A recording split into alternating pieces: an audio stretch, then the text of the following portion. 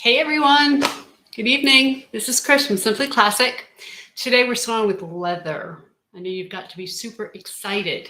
I know I am. So we're going to be doing the DB crossbody, and this is the same bag we did last week on the live, but this time we're sewing it with some leather. So let's talk about the leather we're using. This here is a black, and it is absolutely gorgeous. It's about 0.8 millimeters thick, and it is soft, buttery soft. The temper on it is amazing. See some people jumping on. Terry and Helena from Canada. Hello. Hello, Mammy. Great to have everybody. So I want to show you what this leather does. So we have this pretty large piece of leather, right? I mean, it's not huge, but it's big. And I can literally take it, and this is how soft it is and how thin it is. And look at that. It's in a little ball. Isn't that amazing? So this leather, you do not need to skive. This is leather that you can just sew like you would sew a faux. And I'm going to show you how to do that tonight, because we're going to be using this leather here for our handles and our accents. So hello, Terry from Florida. We have Ohio. Hey, Cheryl. We have Barbara, Catherine. I'm so glad everybody can make it. This is the red we're using tonight, and this is the same thing. It is a amazing, soft 0.8 millimeter leather. It has a little bit of a texture to it, and I'm going to see if I can get the camera to pick this up. It's almost got like a, let's try it this way with the light. I think you can see it there.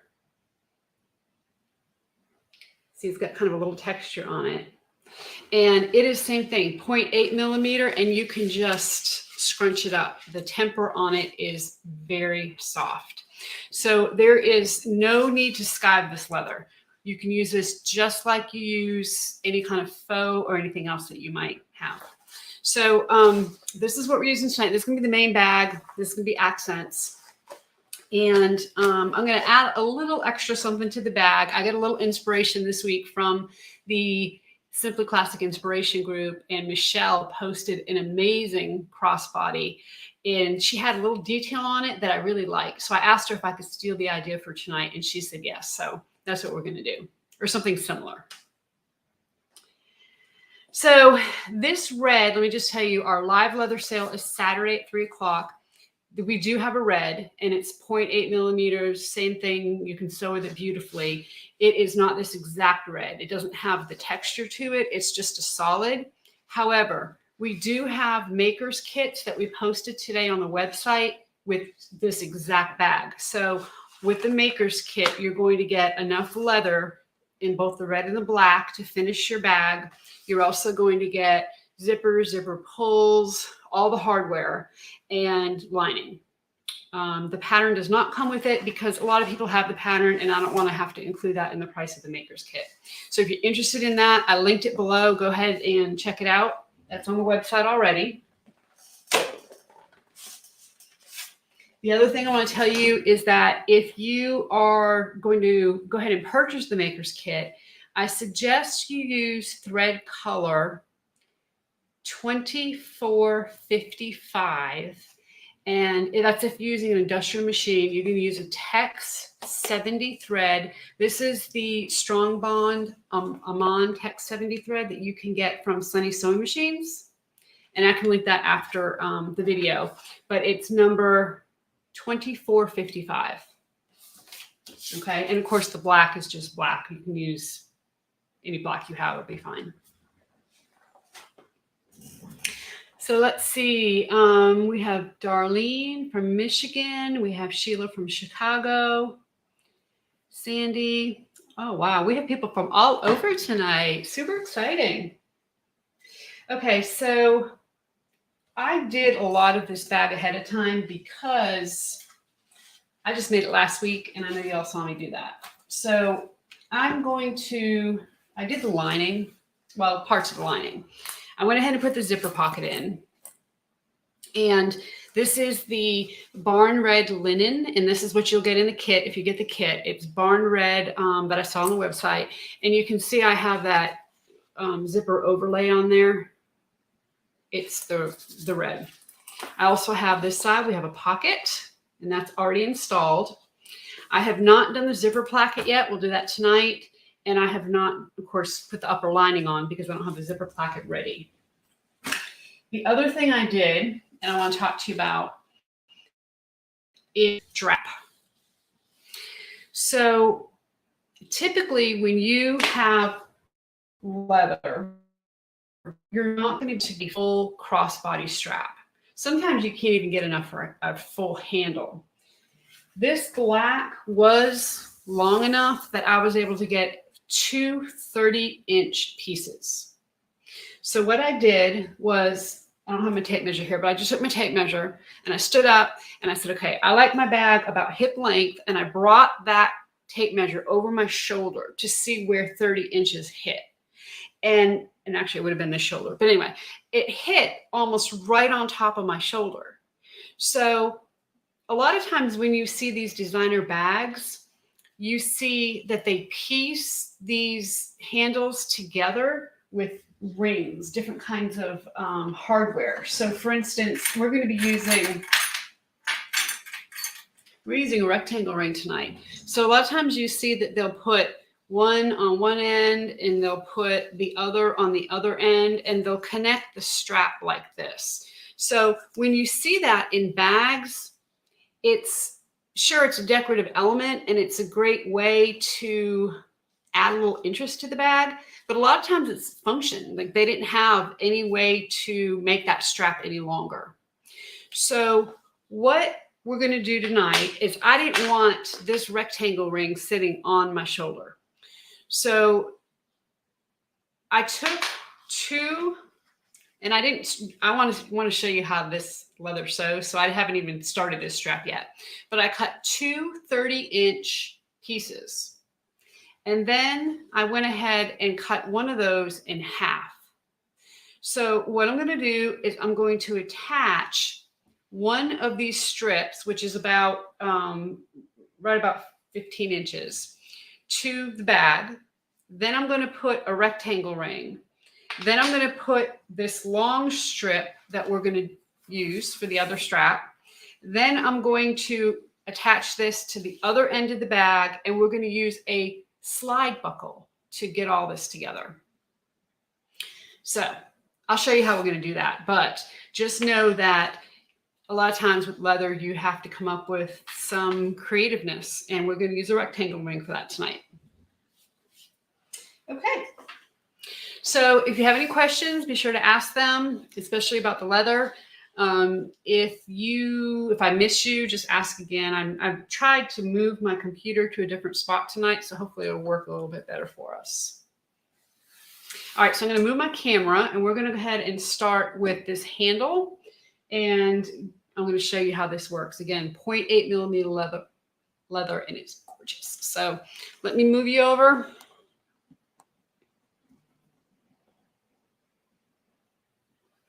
Okay, I think that has it.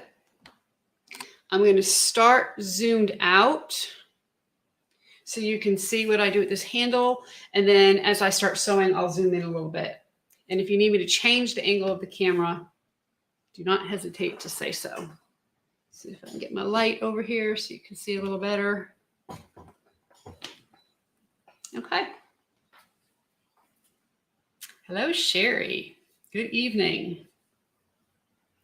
So all I did on this was draw a line down the center, just like you do with any other textile you'd be using. And I did it with a silver marking pen. I think you can see that on there. And I'm just going to put double-sided tape on both sides of that mark, just like normal. So I'm using 1/4 inch here. And the good thing about this double-sided tape is that it is leather double-sided tape, so it works really good on leather. It works better on leather than it does on faux leather. So I'll just go ahead and put this on.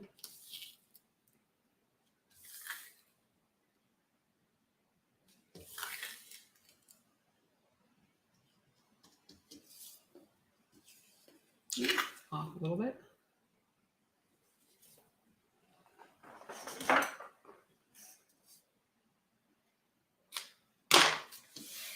I think that last week somebody asked about us restocking some of the faux leathers that we have. I think they were specifically asking about the wavy blue leopard, and I missed the question, I'm sorry. But yes, we are in the process. I've actually have it all ordered. It is on its way to us. The problem is that it takes a while. So as soon as it gets here, we will be posting it. And not only do we have that coming, we have all of the dogwood florals that we sold out of. All those are coming back, as well as a bunch of new stuff. So I think you're really going to like some of the things we got. Okay, because I'm going to show you how I did this too. I have my end punch here, and we're going to fold this, and then we're going to punch, and then we're going to sew. And I'm going to go ahead and punch it on camera so you can see what I'm doing. To do that, I am going to put a little bit of extra double-sided tape going vertically here on each end. And that's just going to hold those ends down so that when I punch, I don't have any weird bubbles. So I'm just going to put a little bit here. And you can see this edge is off. That's okay. I mean, it's leather. You're going to get irregular edges. And unless you actually cut them even before you start, that's not a part of it. No worries there. We're going to be using that end punch to get it off. Okay, so let me peel this one back just a little bit. We'll get this down, and then we'll start folding this leather. And y'all are going to see how amazing it is. So I've been lucky enough that I've been able to sew with some of these leathers. And they have been a joy to sew with. They have been amazing to sew with. The bags come out fantastic. And I'll be showing some of those bags on the live. So I'm just going to fold this shy of the line, just like you do with, handles. And you can see, at least I hope you can see here, how easily this folds. Okay, I'm not going to stretch it. I'm just going to push it down.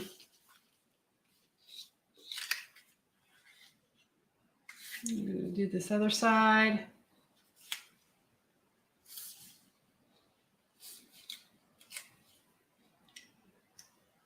And make sure that when you fold this in, you're not folding it to the line. Fold it just shy of the line, because the leather does need space. When you fold it in half, it's going to need a little bit of room there to do that.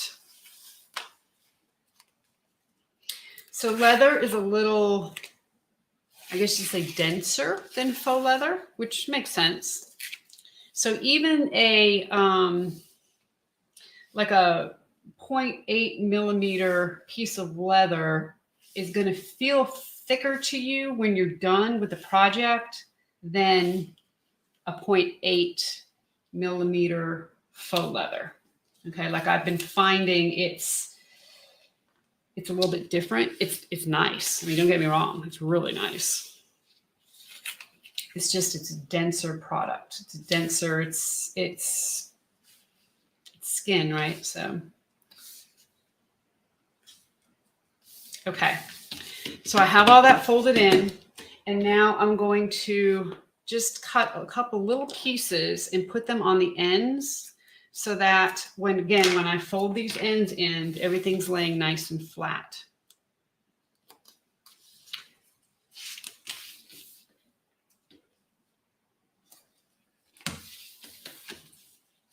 Okay, let me get my clips and we will start folding this in half.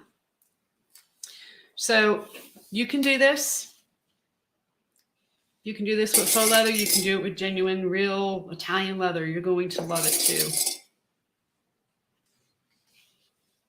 And this weight right here, like to do these handles, I could do this on my domestic machine. It is light enough that I can do that. I would suggest maybe a walking foot or a Teflon foot, but you don't need an industrial machine to use this leather.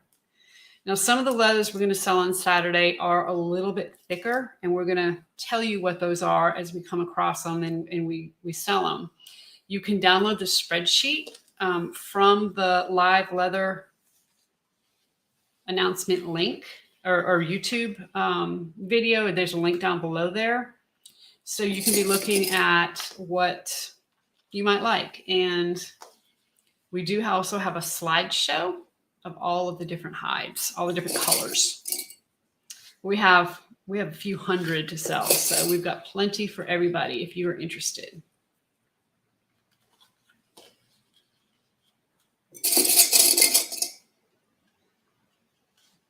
Okay, so as you can see, that folded just like a regular handle. When I say regular, meaning faux. And look at how nice and straight that is. Straight as an arrow. So I'm going to, before I sew, I'm going to take my punch here. And whenever you use a punch, what you really should be doing is you want like a piece of granite down on your table. Then you're going to put your cutting board and then you're going to punch. For a long time, I didn't have that piece of granite, and I was just using this thinking this was good enough. And it's amazing when you get that piece of granite, how much better these punches work. But today, for the sake of me not lugging a piece of granite over here, we're just going to use this. So when you use the punch, you just want to line this up, and I always try to make sure that it's centered best I can. Okay, just like that. I'm going to hold it in place and I'm just going to hit it. This pops off. I'm going to throw that away. And then now we have a nice curved edge.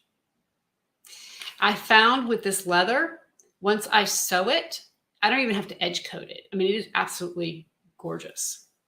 Now, if you're off a little bit, like this to me looks like I came down further on this side than this side, it just means my punch wasn't exactly centered. You can just re-punch it, which I'm going to take a second to do.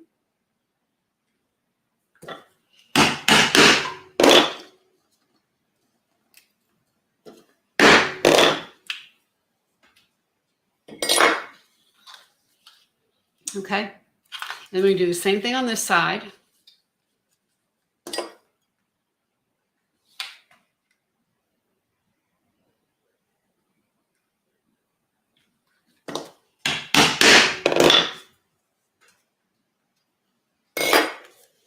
And there we go. These punches are worth, if you like this type of look, these punches are worth it. I got this from Tandy Leather. They're not cheap, but don't try to get them from Amazon and think you're going to do okay with it because they bend. At least the ones I got did. So go ahead and save your money and spend it on good punches. Okay. So from here, we're just going to sew this like we normally would. I always use my edge guide whenever I'm doing handles. And if y'all ever have a moment to watch, I watched a video one time on YouTube, and it was of them, the Brahman factory in Fairhaven, Connecticut, where they were actually making the bags.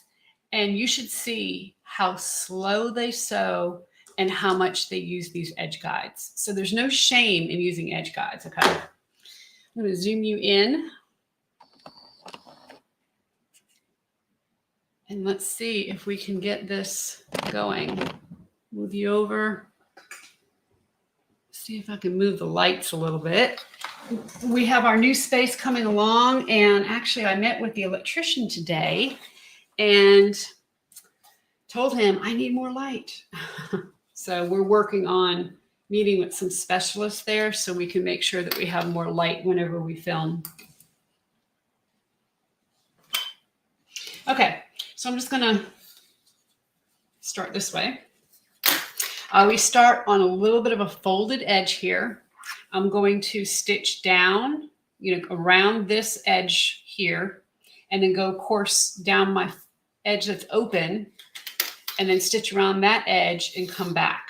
But I like to start right here on the folded edge so that when I stitch down, I'm immediately catching this rounded edge, so it doesn't give it time to shift. I'm using a number 19 needle. You could use 18, doesn't matter. I just happen to have 19. And then, of course, the text 70 thread. So let me go ahead and get everything lined up.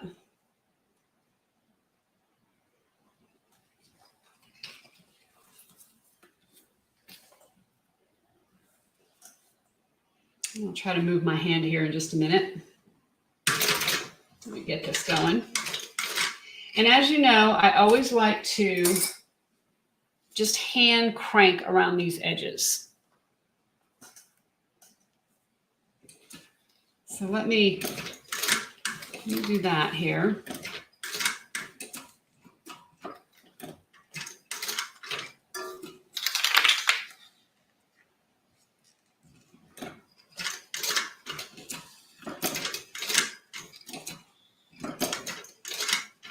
Okay, and then we're just going to stitch on down. And make sure my edges are matched up.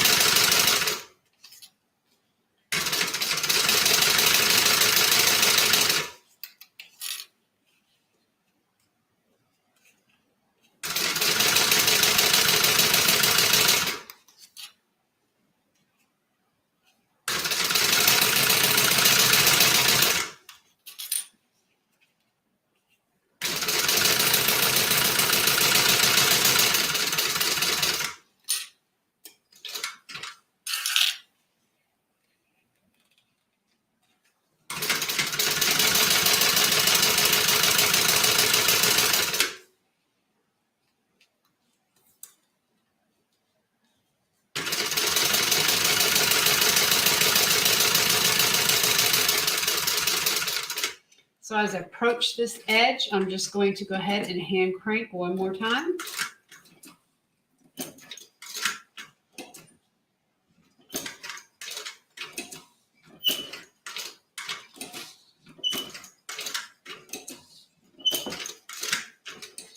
And then we'll stitch down this side.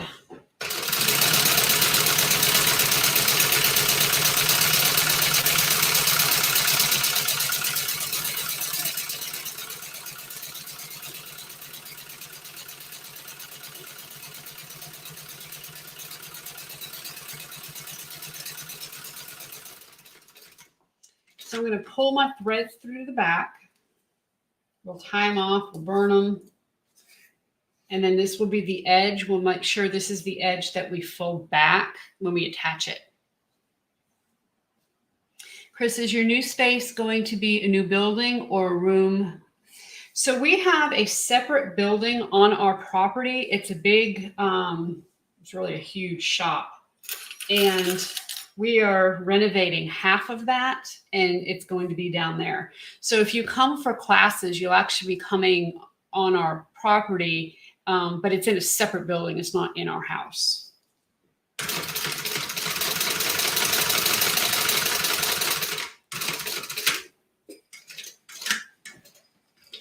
I'm really excited about it. It's coming along well, but it's coming along slow.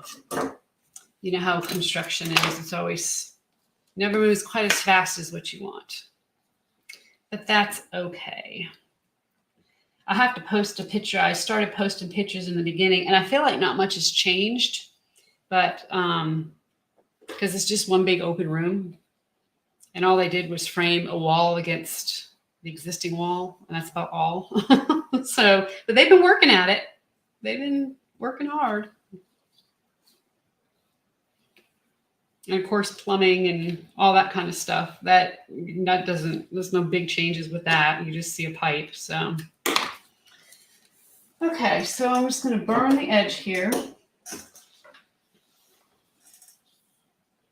What city? Okay, so we are in Appling, Georgia, which is just outside of Augusta, Georgia. We're, I guess you could say we're kind of in the country, but we're not so far in the country. There's hotel rooms 10 minutes down the road. But we have 10 acres and yeah, it's just a separate building. It's going to be really nice. Okay. So there you have a handle. Super easy. Okay, so the other thing I did was I went ahead and did my handle connectors. And I really like the way I did the handle connectors on the bag we did last week. So I just did the same thing. I took a piece of leather, folded it in half, and then stitched around. And these edges here, I have not even edge coated them. I mean, they are amazing. I'm going to see. I know it's black and it's hard to see, but I'm going to see if the camera will pick that up. Come on, camera, focus. Oh, well, it's not wanting to focus. I guess it's seeing my hand. Let me try it this way. All right. Oh, sorry, y'all. There you go. So it looks like it's been edge coated, but it hasn't. It is amazing. So I'm not even going to worry about edge coating them. Okay, the next thing I want to work on is the zipper plackets. We can go ahead and get the lining done. So I'm going to just fold my zipper back. You can mark this, or you can just kind of eyeball it, but you just want to make sure your teeth are even when you're done. So I'm going to put a pin in here.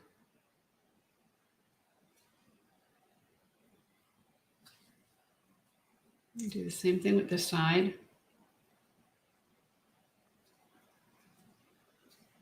And if they're not, if they're off one tooth or something, you can actually cheat that a little bit when you put your zipper pull on. You can just put one side in a little deeper than the other, and it usually works out. You just want to make sure that they're pretty close.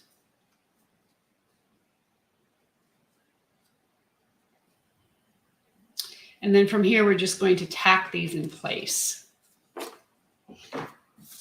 Take this out of the way.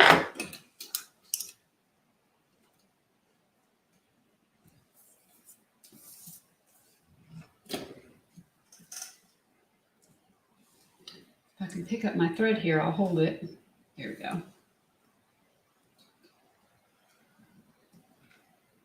Well,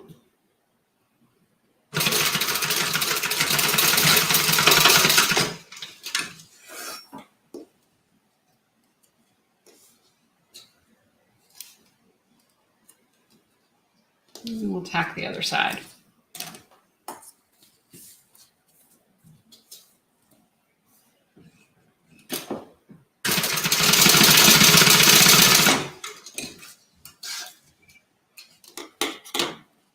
Pull these pins out.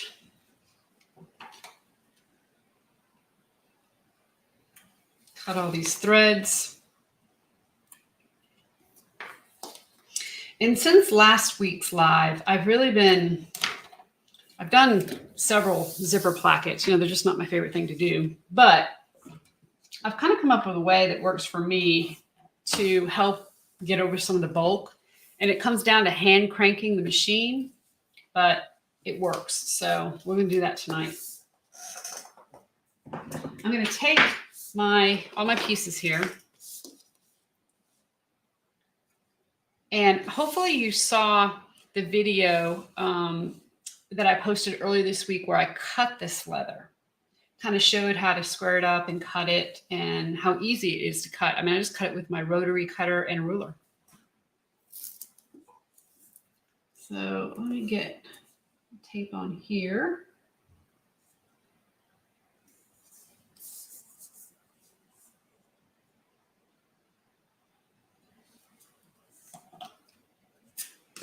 Do the other side.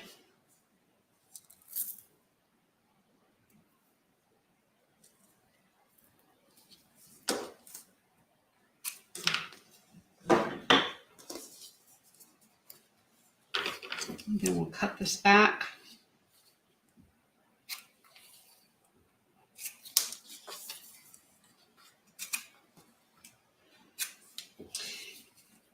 I'm not sure if y'all have seen, but we got our custom conchos in, and I was able to list those on the website today. So I worked with a company and we designed those, and I think they came out really nice. They're a scroll. They have like a scroll design on them, and the stones are just beautiful. They have two screws in the back instead of one, so that you get to have a little extra security there. So I'm very pleased with them. So what I'm doing is I'm folding back two ends of this main piece, one end of this main piece, and then one end of each of the lining pieces, so that we can use that other end. As we fold it, we can match up and make sure everything is even.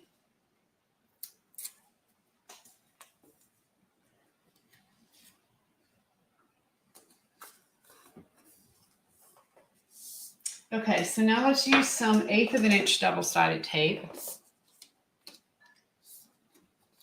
And you see how easy this leather folds as well. I mean, it's amazing. I don't know how to convey how soft it is. We have a coral hide that we're selling on Saturday, and my husband was kind of helping me mark them and get them all ready. And when he picked it up, he said, "Oh my gosh, this feels like silk." And that's a good description. It does. It is that soft. That particular hide is just, I mean, they're all amazing, but that coral is just very silky. Okay, we're going to take the tape off here. Cheryl said, "I should have just left my credit card number with you. I love all your products." Well, thank you very much, Cheryl. We do try to, it's hard sometimes when I source the products, because I always tend to want to buy what I like, and I know what I like isn't what everybody likes. So I try to be, think about everybody when I do it, and try to still stay within my aesthetic. And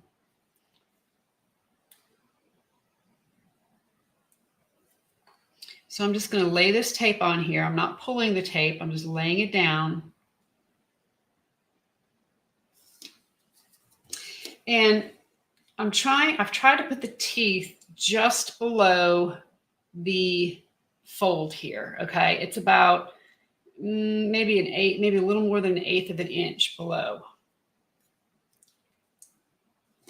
So I'm going to take one of the lining pieces. Terry says, "I have the coral on my wish list." Yeah. A lot of these hides, though, I tried to get as many bundles as I could of as many as I could, but they are, they're designer hides that are past season colors, I guess you could say, past season hides, or the designer said, "Okay, I'm done with that one. I don't want that one anymore." So it's not like we can get them again.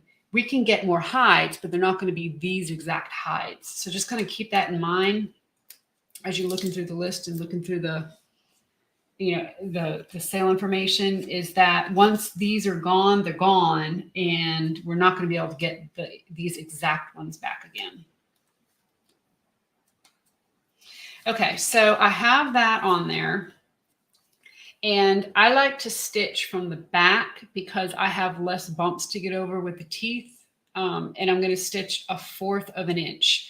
Now, whenever I do these, I use my edge foot again, because this is on the top of your bag. So you're going to see this every time you go in and out of your bag.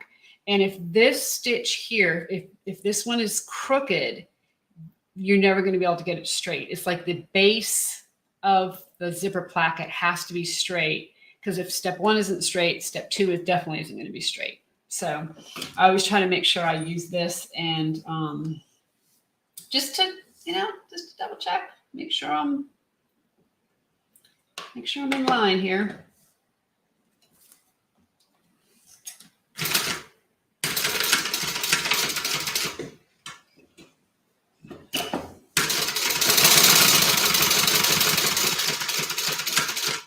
So when you get to the edge here, your zipper teeth might be in the way. You just have to fold them out of the way.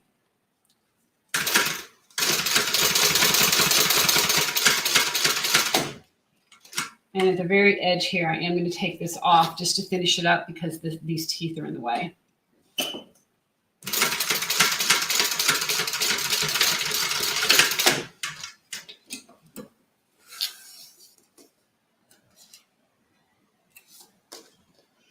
All right, I'm going to take a look at it and make sure it looks straight.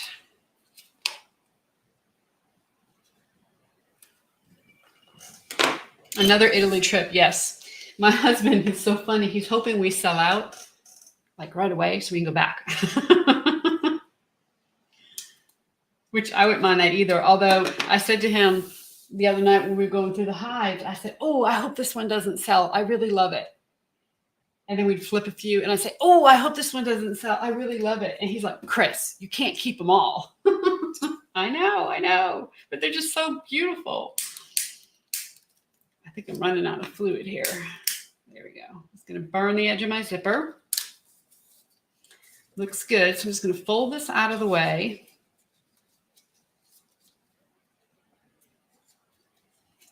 And clip it.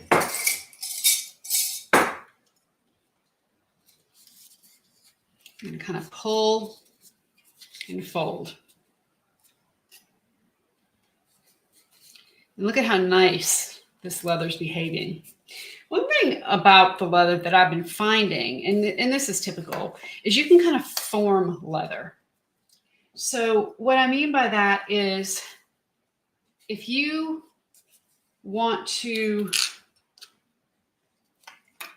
you know how like sometimes once you put a bag together, the corners, you want to kind of make them square. And so what I usually do is take the faux leather and try to push them in, and then they bounce right back. Well, the leather will form in those squares. You know, if you pinch it and you kind of hold it, it stays. And so it's kind of nice because it kind of helps you out a little bit. Okay, we're going to put double-sided tape on this side. Got a little piece sticking out there. Let me fold it over. And we are going to line it up with the existing one that's already on the placket or on the zipper. So I'm going to take this edge here and just try to line it up with what we've got already there.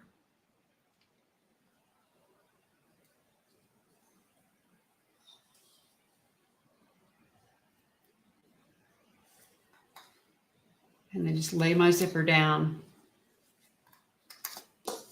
Make sure it's even.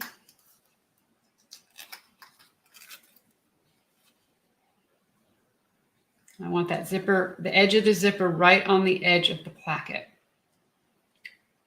Make sure it looks like the teeth are about the same distance away. Mine aren't quite, so I'm going to adjust.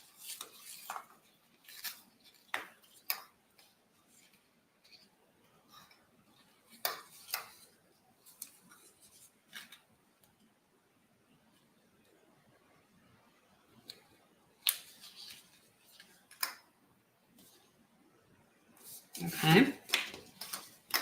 And then we're going to do the same thing with the lining. As you see, I really take time to make sure everything is lined up on this. Because again, this is the top of the bag. So let's peel this off. Fold it over, make sure it's even with the one that's there.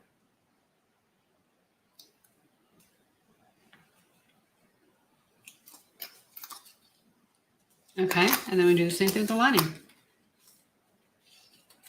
Put some double-sided tape on here first.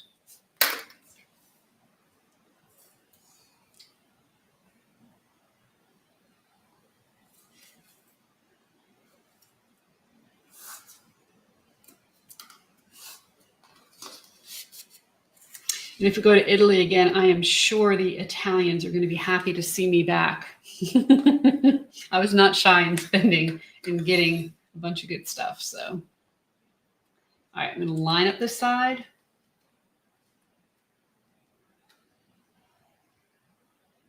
I'm not going to pull. I'm just going to lay it down. And then this end here, we're going to peel this off and fold it back. Make sure it's even with what we have there.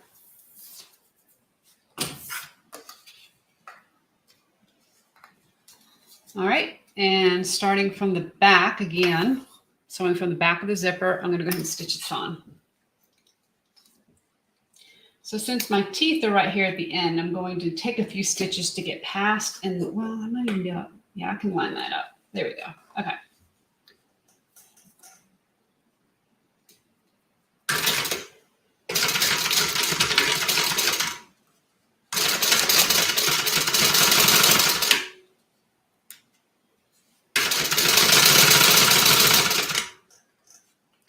Get my threads caught. Hold on.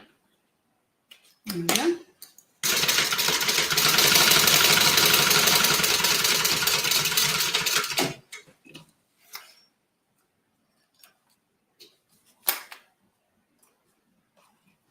All right, everything looks good there. Take this, cut it back, burn that edge. Hello, Nancy. Thank you for joining us. So I'm just going to fold this back again. And I'm going to show you another little trick with leather. And as I'm looking at my, okay, first, let me start with this. As I'm looking at my placket, it looks like, you see here, I sewed closer on this side somehow than I did on that side. So what I'm going to do is I'm going to restitch this a little bit closer. That's the reason why I don't like to top stitch until after I'm through, because I want to make sure that they look even. So obviously my little edge guide here wasn't at the same distance.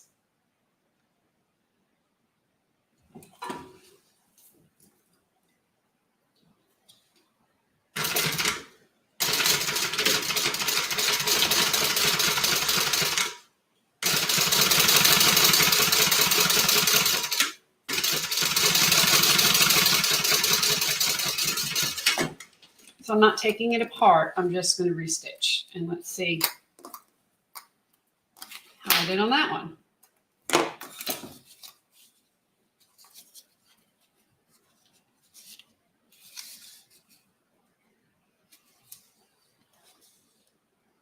So see, that looks a lot better. Oops. Well, let me zip this back up.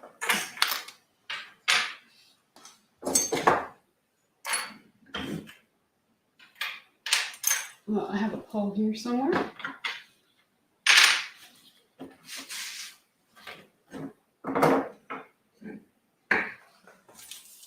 Well, I have a bronze one right here. Let me zip it up with a bronze and I'll take it right back off.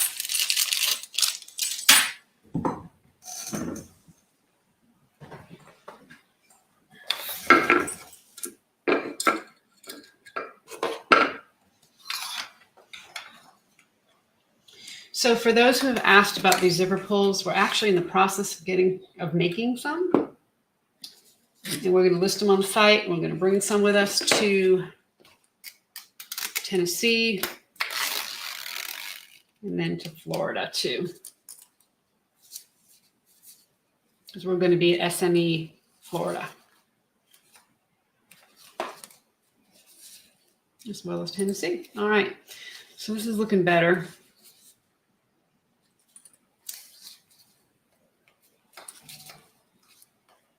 Okay, so I am going to clip this.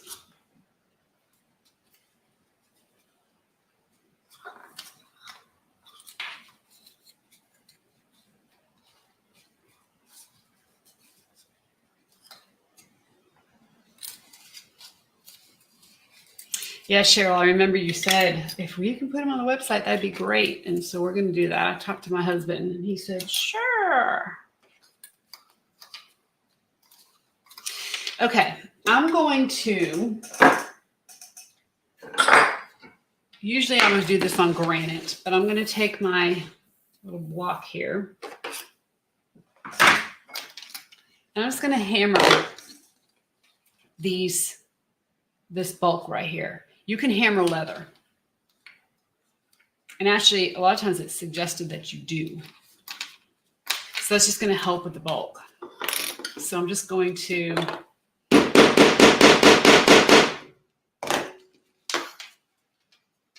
give it a couple hammers there.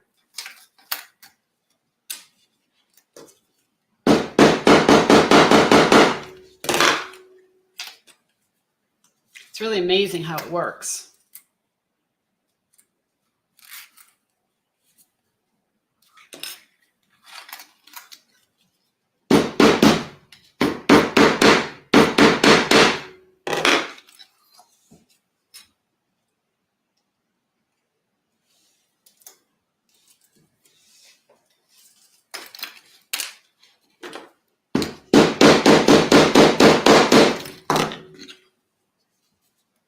Okay.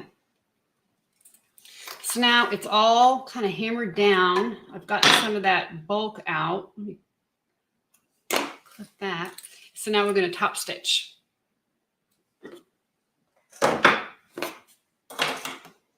So when I top stitch, I'm going to start here. I'm going to do a little back stitch, come this way, top stitch along the zipper, come back down this way, and then we're just going to baste this side close. You're going to see as I come to these areas here, I'm going to hand crank the machine some, okay? And I found that really does help.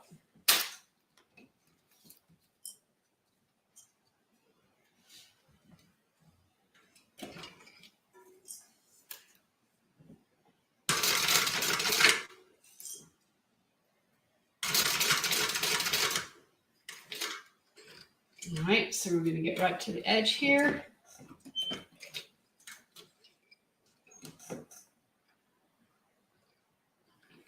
I'm going to turn, and then right in here, I'm going to do some hand cranks.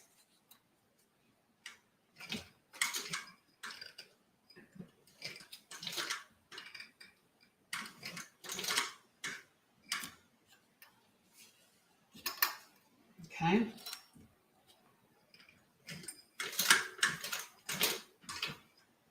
I'm still going to put a piece of leather back here just in case my foot decides it wants to grab.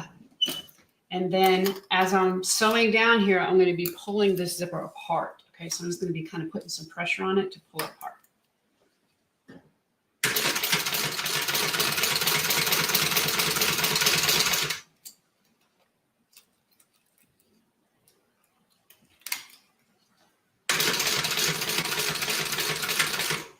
And I was going to switch threads and use red here, and I forgot. So I guess instead of using black on my, or instead of using red on my bag, I'm going to use black. All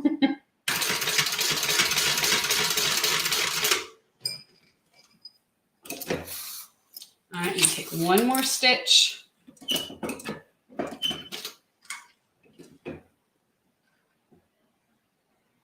Make sure it's where I want it to be. And then I'm going to do a couple of hand cranks.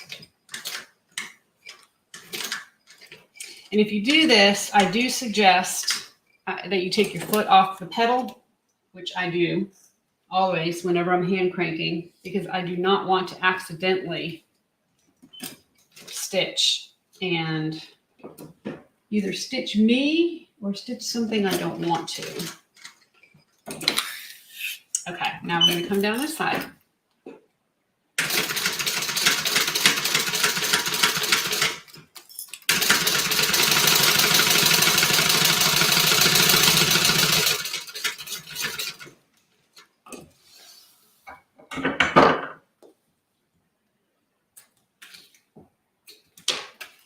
Okay, well, now that it's black on red, you're really going to be able to see this good, I think. Let's see. There you go.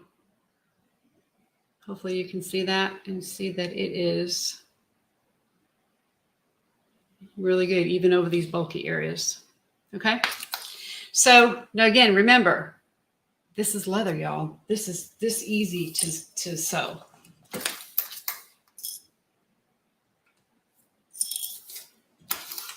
So let's repeat.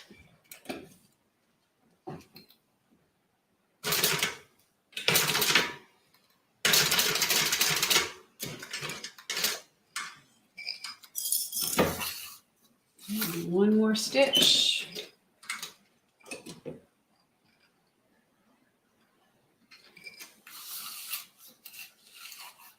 And then we're going to do some hand cranks.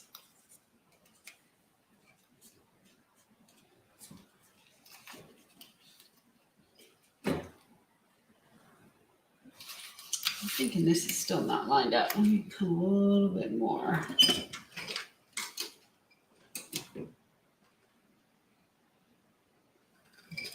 All right.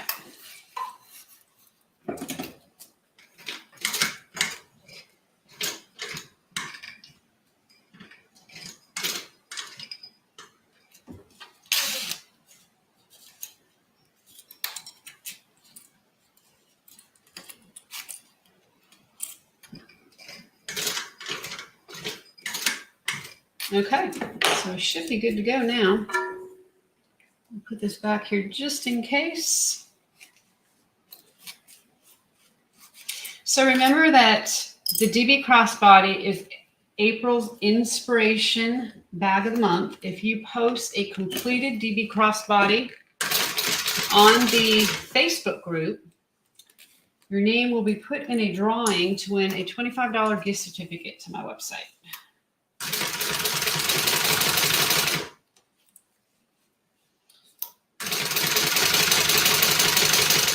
If you post 5 different bags, your name will be entered 5 different times.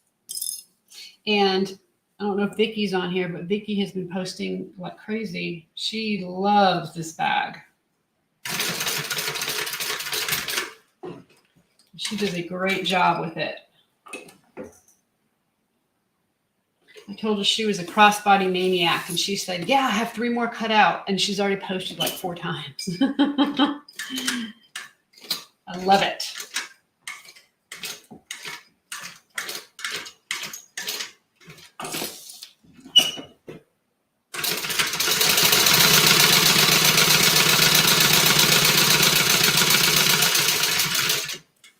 All right.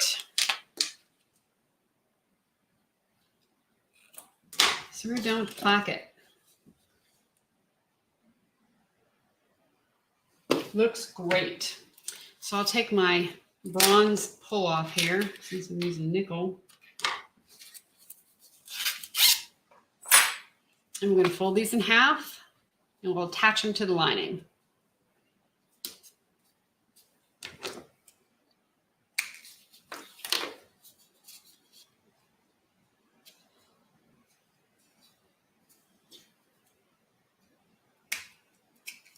Okay. On the lining, I always put it on the zipper side first because I want my zippers to be going in the same direction. Okay, so I'm going to clip it. And then we'll baste that on.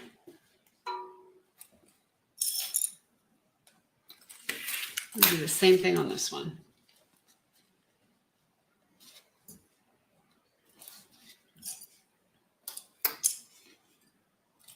All right, let's baste it on.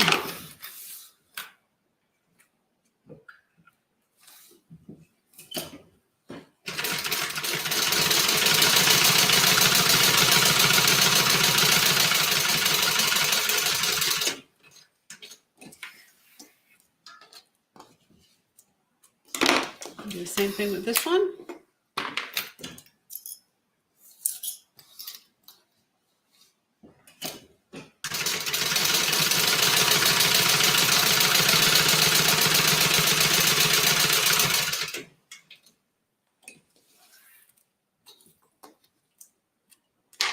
All right, so now we're going to put our upper linings on here. So on the upper lining, and I showed this on the video that I posted the other night, I actually put Decovil Light on the lining and on the main pieces. Okay, this leather is thin enough that you can do that. And you just do this on your heat press or on with your iron. It's not a problem. Just make sure you never touch the face of the fabric with, or the face of the leather with the iron. And I put a Teflon sheet over this before I put my heat press down. So just kind of keep that in mind. But yes, you can iron leather.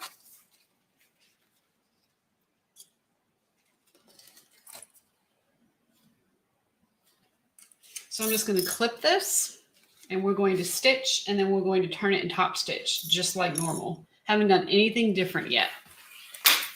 It's all been exactly the same as if I was using a faux leather.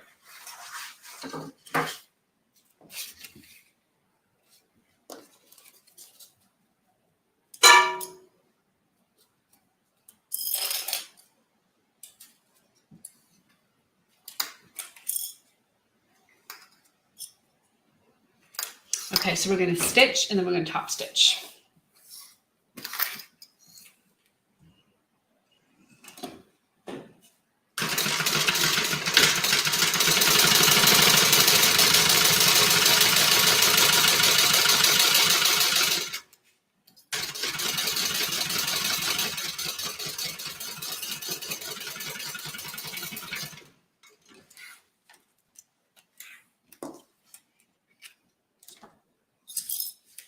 We're going to flip this up, make sure your seam allowance stays up towards the upper lining, and then we're just going to top stitch it.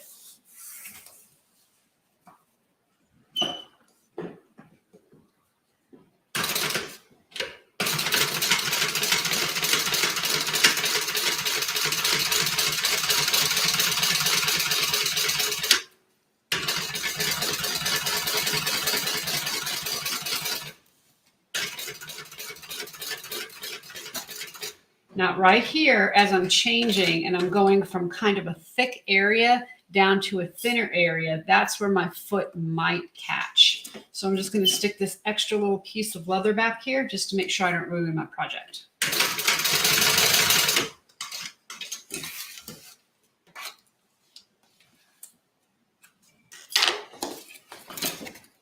Okay, and there we go. So we do the same thing with this one.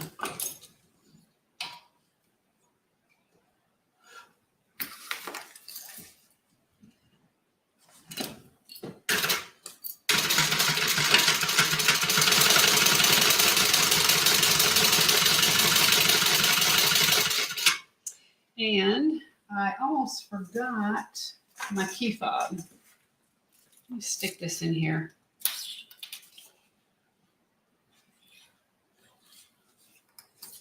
I usually like to put it on the side where you open your bag, but I'm going to put it on this other side.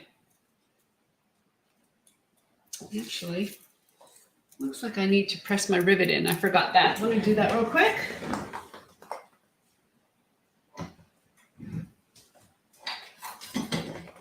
I just happen to have my rivet press right here. Okay, so let's stick this in.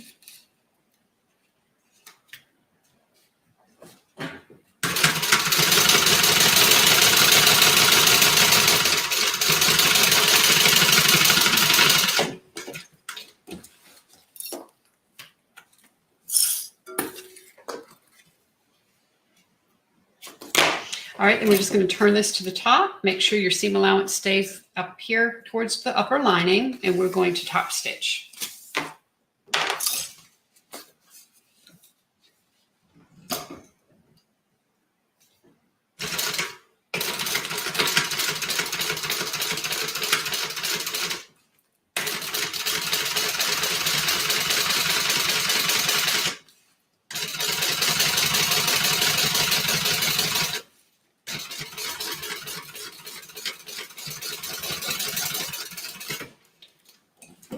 So because my key fob was there, I had a little bit more of a gradual down, so I didn't have to worry about my leather there getting eaten up. Just gonna cut that off. And then the lining is done. And how easy was that stitching with leather? It's just the same, right? Everything is, it's fantastic. So let's go ahead and stitch these together. Make sure you match your upper edges.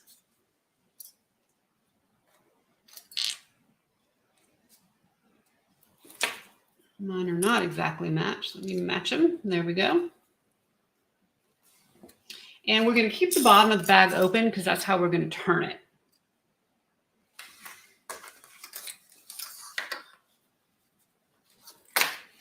So we're going to get this matched up here.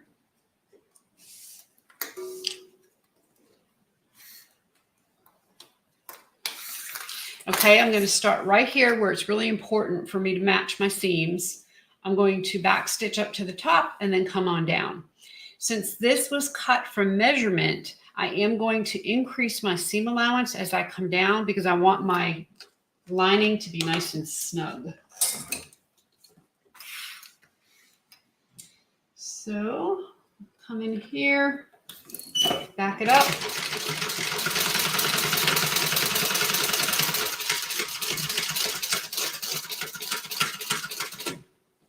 And place a tag in here.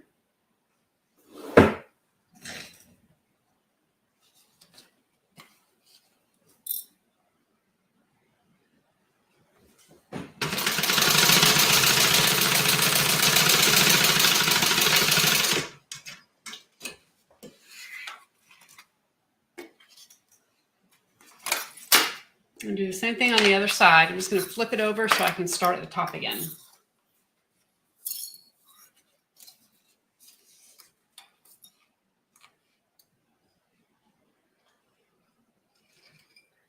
So has anyone started the Leah tote? I think I saw one person, they had can't remember who it was, had her stuff cut out.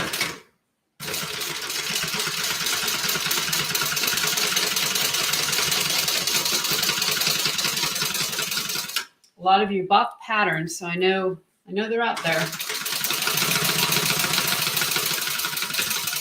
think that's going to be a great bag because more and more people are trying to carry water with them. I know I am. I'm terrible about remembering to drink it. And when I have it with me all the time, it works much better. My a lot of times mine would spill. Like I'd have it in my bag and it would tip over. And so anyway, I just felt like it was perfect choice for a bag. So we're going to trim these down. I'm going to go all the way past this bulk right here where the upper seams come together, and then I'm just going to cut it off. I don't want to cut all the way up to the top because I want to be able to open these seam allowances up. I'm just going to go right past this and then just cut it off.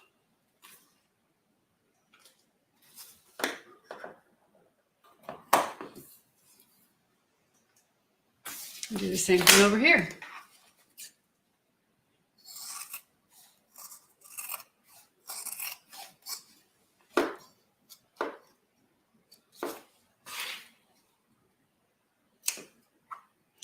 Now I'm going to put a little bit of double-sided tape to hold these seams open.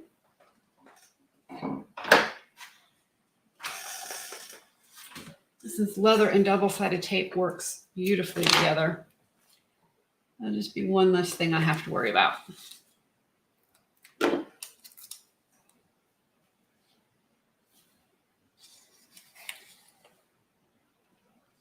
let's open this up. Sheila says, not me, I'm waiting for the smaller version of the bag. Yes, it is a large bag. The smaller version fits like an Aquafina bottle.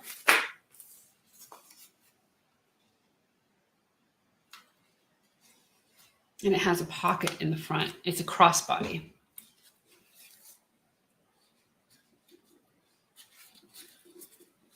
Okay, so see how nice that stays open? It's great.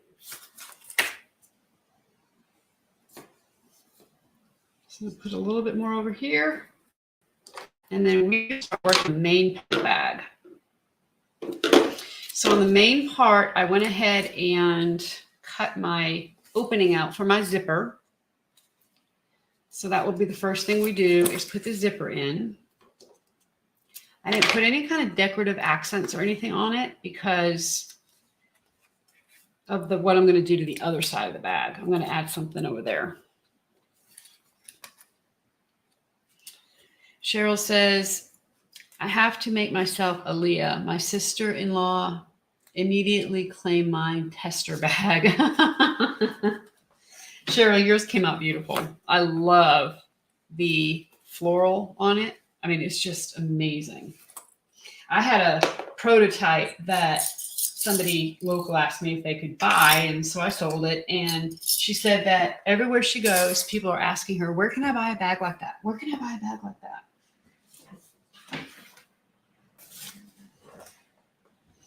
Okay, so here's my main, so the lining, good to go. We're going to put this aside. And here's my main piece here. And this is where we're going to put our zipper in. So my zipper pocket is done and ready to go. I'm going to put my double-sided tape on here.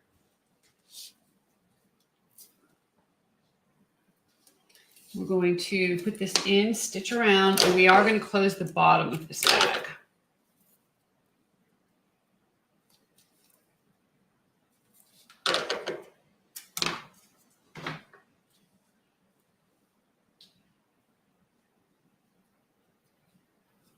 Sharon says, I love the brown ostrich I got from you. Thank you. I'm glad you like it. The next pattern that's going to be released, I'm actually hoping to get to test the pattern to testers tomorrow. So those testers that are on, Cheryl, I don't know if Barb's on or Jennifer, you'll be hearing from me tomorrow, is actually in the brown ostrich. And it's the DB pocket tote, but we're renaming it and we've added a few things. We're adding a zipper placket to the top. We're renaming it the Julie bag. And if you happen to be taking the class from me that I'm giving in Tennessee, that's the bag we're doing, is the Julie. Otherwise known as DB crossbody. DB pocket tote.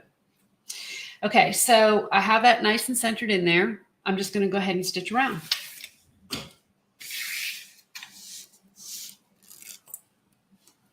That's one of the reasons why I need to kind of rebrand these, is because I keep getting them mixed up. I call the DB pocket tote the DB crossbody and vice versa.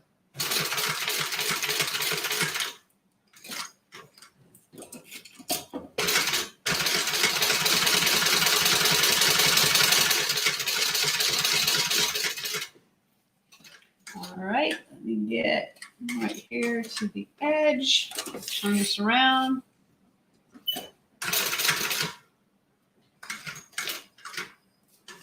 One more.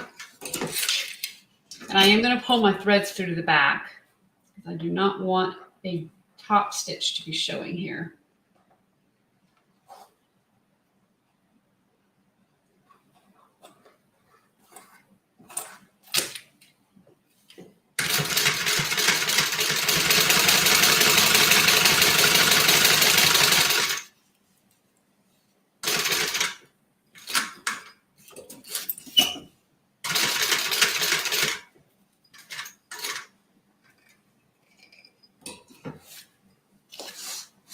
One more stitch.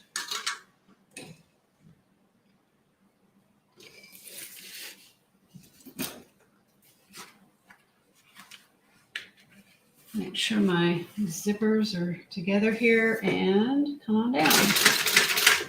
Now I want to make sure I start and stop in the same hole.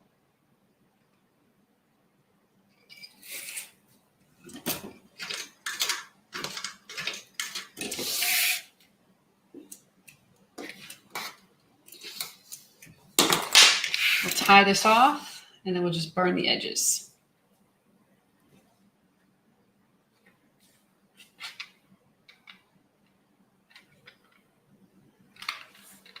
So I'm going to have a confession I need to make on this bag. I saw Michelle's inspiration, what she posted. And like I said, I loved it. It really inspired me. So I started putting it together for this bag, and I got an image in my mind and I couldn't get it out. I had to change it up a little bit. I'll show you what I mean in a minute. Okay, so zipper. And we're just going to fold this down, clip it, cut off our excess, and this piece will be completed.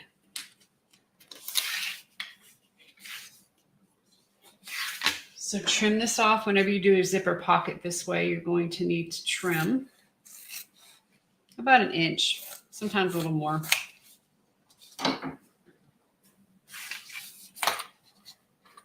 Will the new pattern have written instructions? Yes, Sheila, it is. Right now, it is a free pattern on the website, and it's just a cutting chart pattern. So you can download the cutting chart, cut the pieces, and watch the video.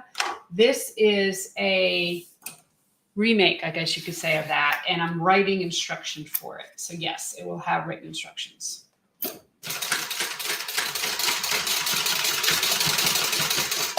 It will, the pieces you can still cut from a cutting chart. I am going to offer the pieces like in a separate file if you want them. I know most people like to cut from measurements, but for those who don't, the square pieces will be available.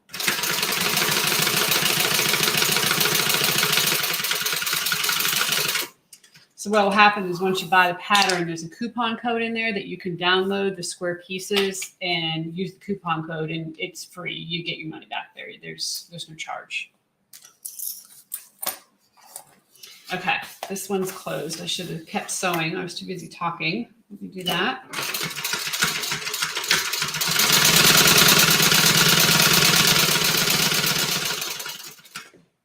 And then we're going to come up the other side. Make a hole.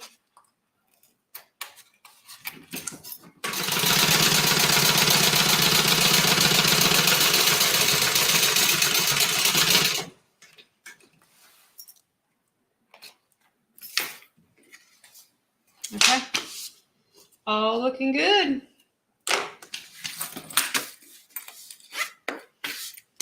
All right, so there's that side. So now let's look at this other side. Typically, the other side is just blank, but I really like Michelle's inspiration. She actually took a buckle, like a belt buckle, and she put it here in the middle, and she used some leather or some faux leather to go ahead and attach it, and it looked so good. It was like a tan bag, and this middle buckle was like a leopard print, and it was so pretty. So what I did was I'm just going to kind of simulate. I had black accents, right? So I went like this, and I did that, and then I had a rectangle ring in the middle. And what does that look like? All I could think of was Santa Claus, and I could not get it out of my mind. So I said, well, I can't do that. I mean, I was laughing at myself, and I thought, oh my gosh, I don't need a Santa bag. So we scratched that idea. And instead, I'm going to use red across the front. And then I'm going to put one of these conchos in the middle. And I think that that's going to look really pretty. So I'm going to take this piece and just draw a line down the center. And this piece is 1.5 inches. So I'm going to draw a line 3/4 of an inch.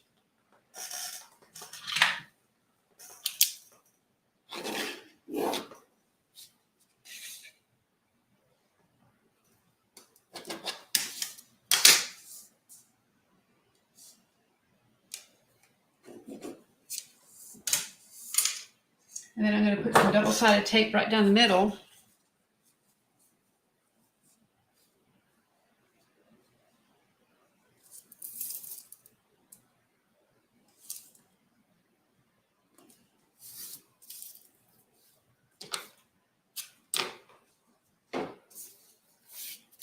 going to fold these edges in. Thank you, Cheryl. This is not my idea. I cannot take credit for it. Michelle did a wonderful job with her bag. All right, so I'm doing this just like I would a handle. I think I'm out of frame there. Sorry about that.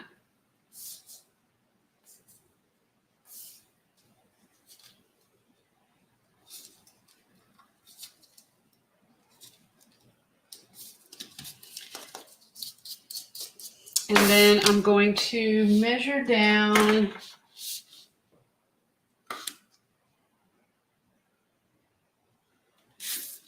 Let's see, this is going to fold down. I'm going to measure down 2.5 inches. And I'm going to put it there. I'm going to put some tape on the back of this. Probably need 1/4 inch.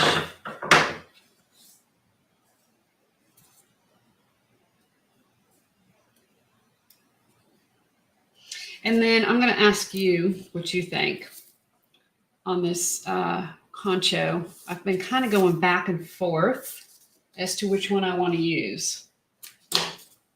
So should I use this one, which is the round floral, or should I use one of the new ones, which is the scroll? I can't see that very well. Scroll brush nickel or round. So it'll be on here. I wasn't sure if this one was too big. So let me get this on and then we can look at it and see. Y'all can tell me what you think. I don't know. I don't know which is going to be best.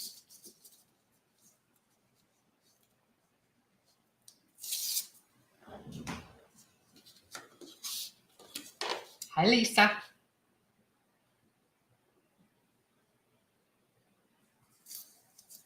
Scroll, Sharon says. Okay. Let me stick this on. All right, let me plug my computer in too so that I don't lose y'all. Okay. All right, make sure that looks straight.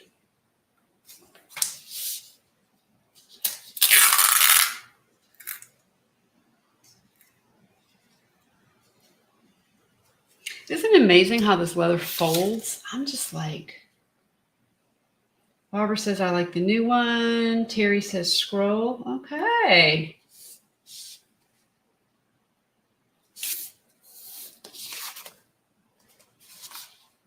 Let me see here. That's gonna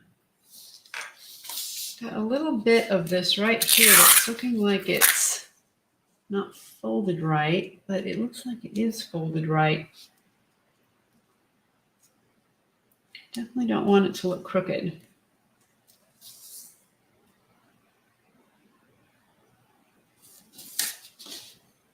So 2.5 inches down. And I'm just going to stitch down both sides. Just top stitch it right on.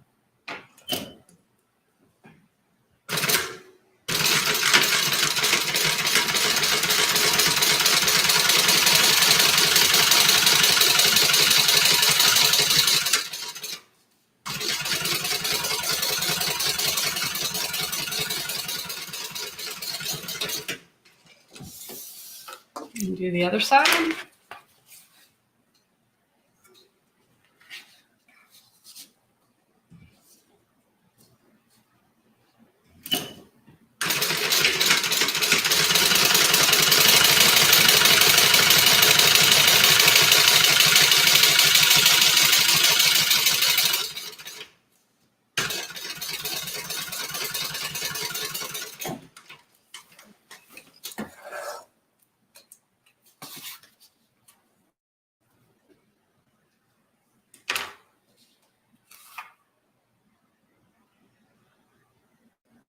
Just got I should show it about 2 weeks ago to sew leather. Well, guess what?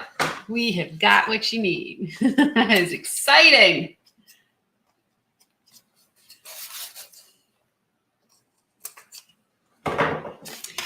Getting a new machine is so exciting, isn't it? I just, Okay, so here's what we have. Let's just, so we have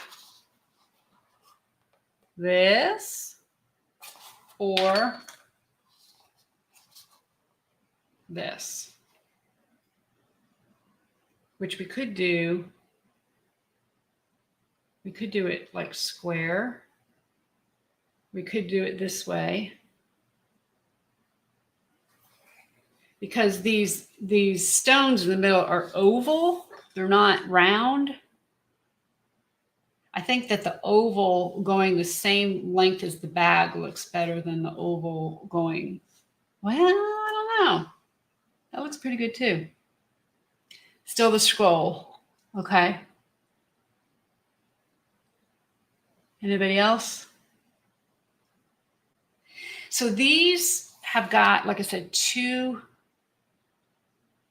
Leslie says she likes the round one. I don't know. I like them both. See, they have two screw holes. So when you put them on, it's going to have more. The thing that I liked, Julie says left or right. I know. Which one? The thing I liked about this, actually, even though I love this concho, was the simplicity of, and what Michelle did was very simple and very classy. And not that this isn't classy, but I'm just saying I was trying to kind of side to side scroll square. Now you have to make two bags. Yeah, I do. All right. It looks like more people are saying scroll. So we're going to do scroll. So let me find the center.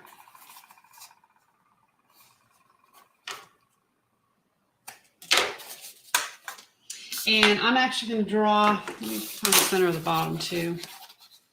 Draw a little line down here, make sure I got everything squared up.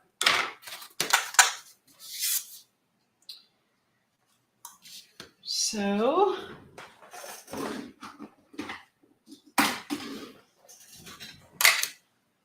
ooh, Helen says round. So we got two rounds and we have 1, 2, 3. Ooh, it's a 4. It's a close tie. Well, I can say I don't think I'll go wrong with either one, right?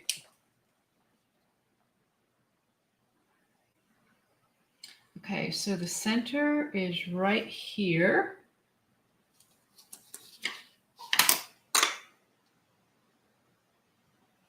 So these are, let's see how far apart these are. Of course, they're not quite 3/4 of an inch. Let me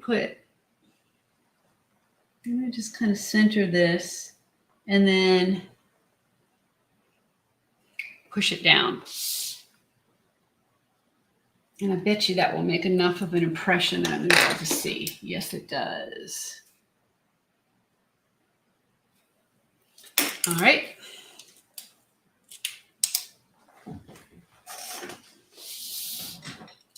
Put some holes and get this on.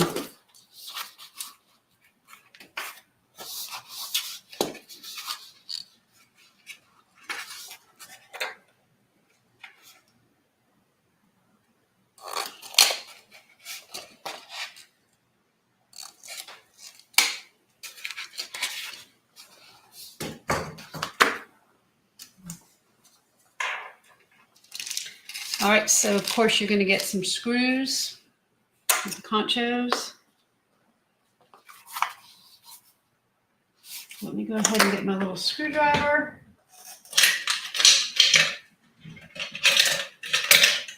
Which is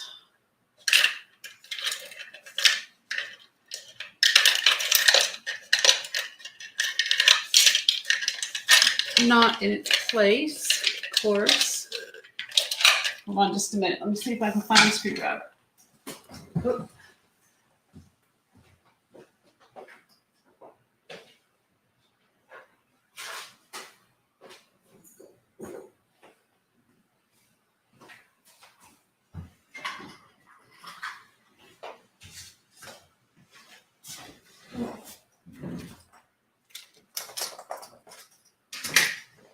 All right, so they are little Phillip head screws. Stick them in.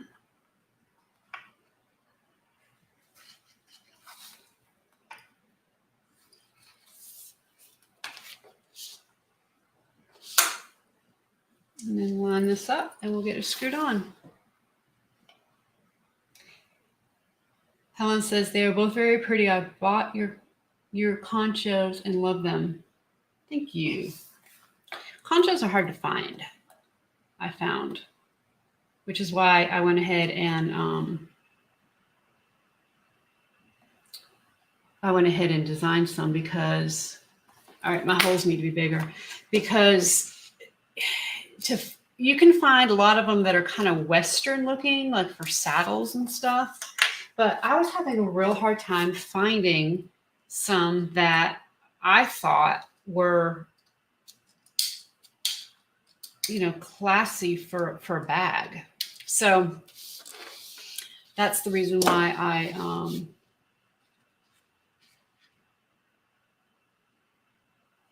okay, my husband and I are jewelry designers. The best way is oval up.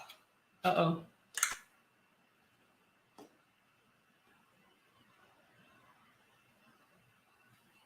Shoot, I already punched holes. I don't think you'll be able to see them though.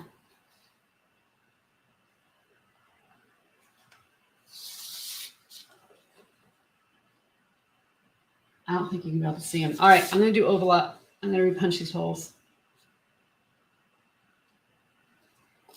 I'm glad you said something. All right, so we're going to go right here and right here. So this ended up being, this band here ended up being 3/4 of an inch because I cut it 1.5 inches.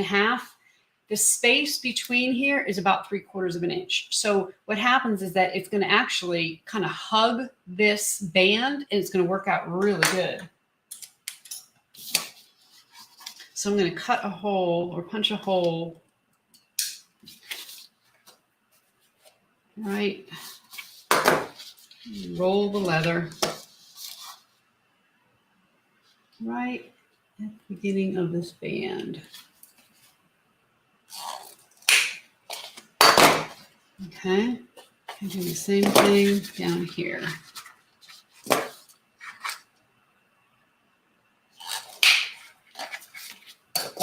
right, let's try this again.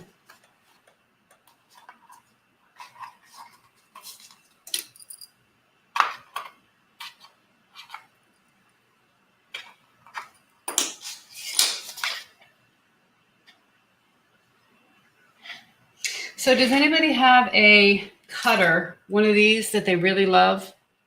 Because I think I need to get a new one. Mine's getting a little dull.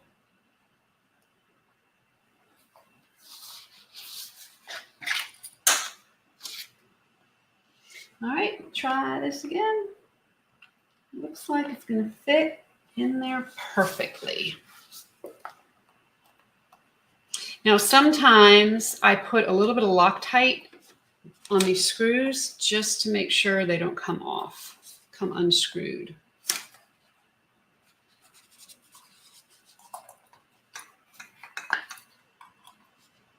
All right, we're in there good and tight.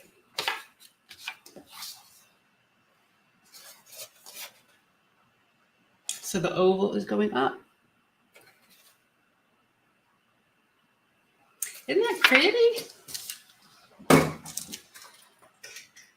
Either one would have been perfect, I think. Either one is beautiful. Okay, so now that we have this detail done, we just go ahead and put the bag together.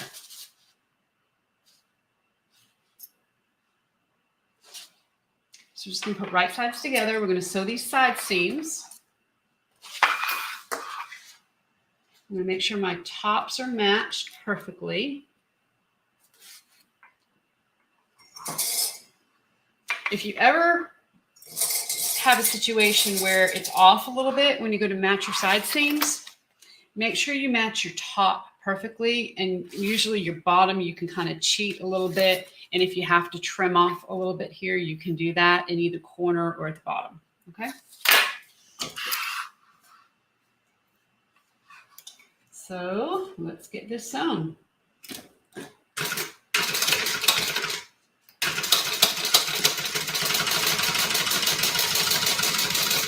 Now, I just want to remind you, as I'm going over this right here, we have got 1, 2. Now, this is doubled, so 3. We have 4 layers of leather here.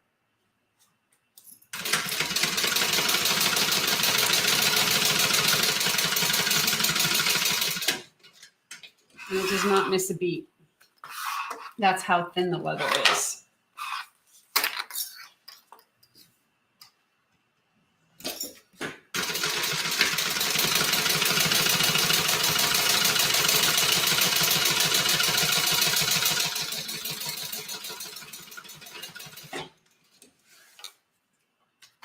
Now, the other thing I'm going to do that's a little bit different, although I tried to do this some with some faux leather bags, doesn't work too great because double-sided tape and faux leather sometimes don't get along. I'm going to go ahead and put some double-sided tape on the seams here so I can open them up, and they're going to stick down beautifully.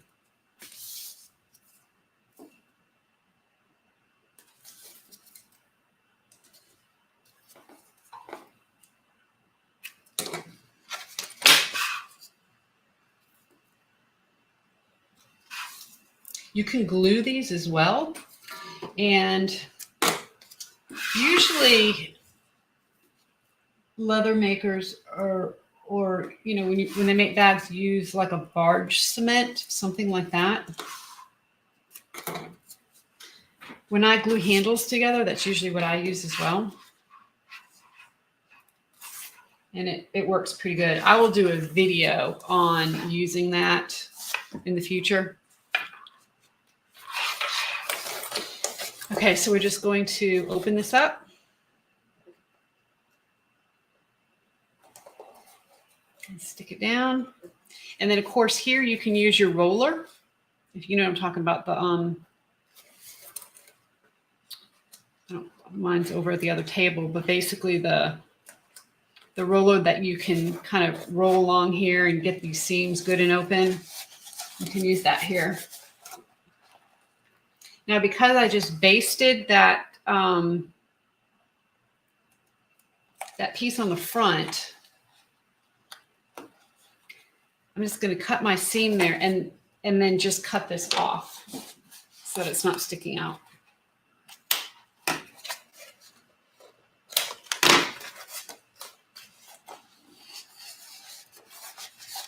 Okay, so that is going to stick. We'll do the same thing on this side. Aubrey says awesome. Cheryl says very classy. Wash Your Hands says very pretty, gorgeous. Leslie, thank you, everybody. And I want to see your version of this. Y'all come up with some amazing things. I'm going to cut my stitches. I'm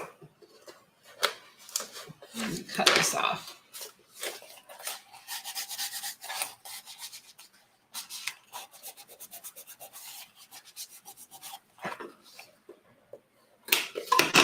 All right, and sew the bottom.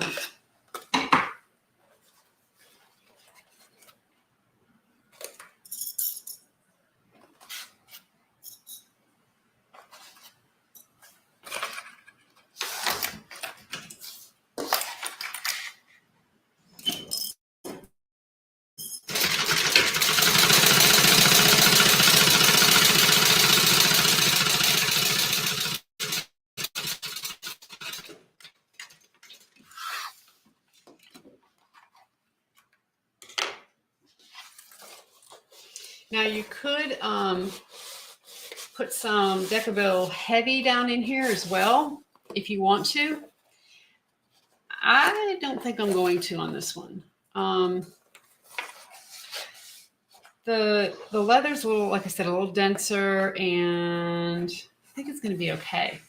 Now, one thing you could do, which if I had thought about this before, I would have sewn the bottom seam first, opened it up, and stitched this seam allowance down. And then I would have done the sides. So if you're going to do this bag, I suggest you do it that way. So I'm going to open this up. Let's see, let's put a little double-sided tape on this one too. Yeah, that would have been a better option to sew that bottom first.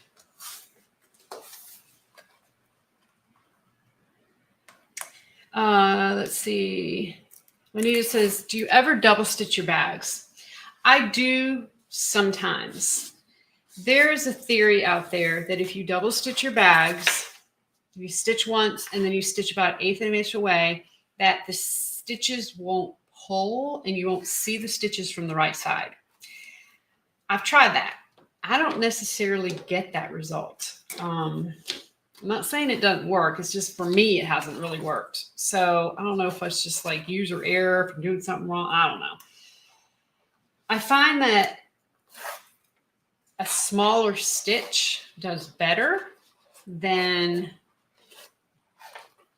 as far as hiding the stitches, than double stitching. A lot of times I don't change my stitch length. I use the same stitch length for everything. But I know a lot of people do that double stitching. Or let me say this, if there's a seam that's going to be, I know it's going to get a lot of abuse, I'll double stitch. So this matches up perfectly and folds beautifully. So I'm going to stitch this 1/2 inch seam allowance.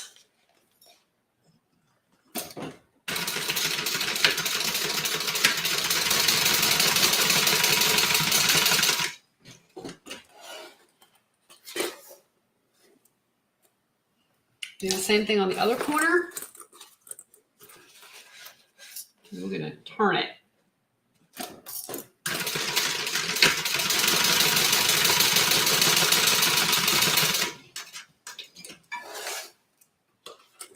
Now I am going to just cut these back a little bit, trim this seam allowance down.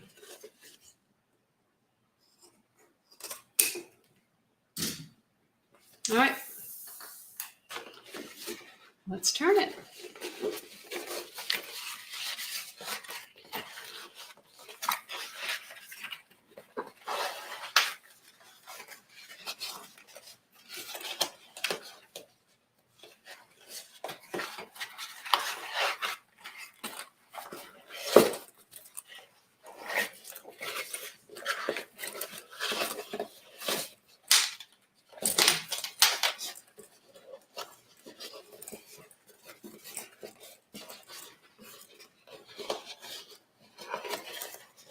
And poke my corners out real good.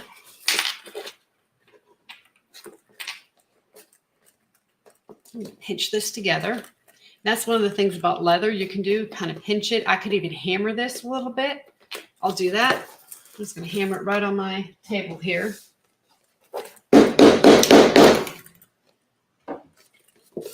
Just kind of take that seam allowance and or that bulk down a little bit.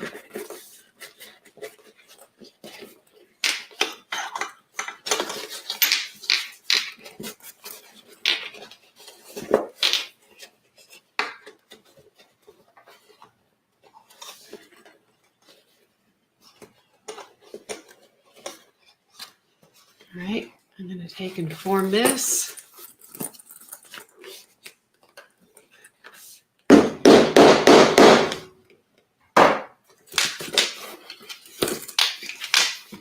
And then you can actually just kind of fold this here. And see how it keeps its shape? That's leather.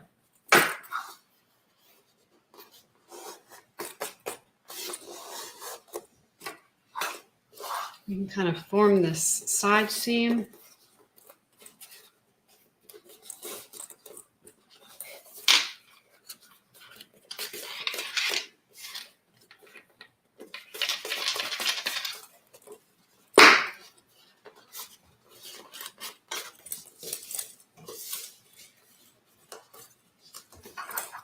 Isn't that pretty? So I'm realizing I forgot my tag. Let me put my tag on the outside. I'm terrible about that. And I should have it right here, which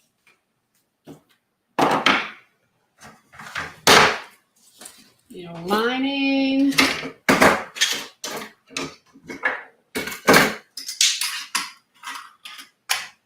All right, let me go grab a tag.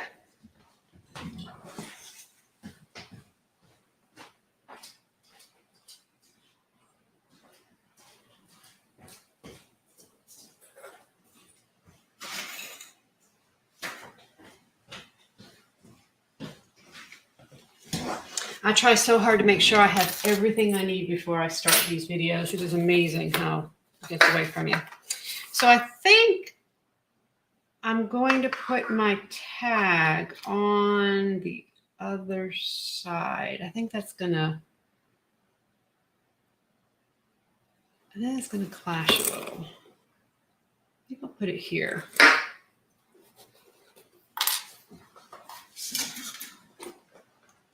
All right, so I'm just gonna kind of measure, see where the center is.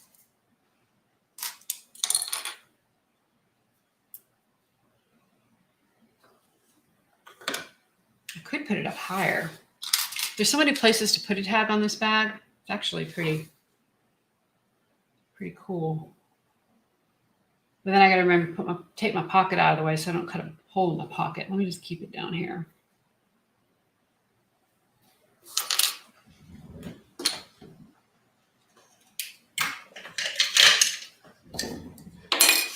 All right, grab my pocket out of the way so I don't cut a hole in it.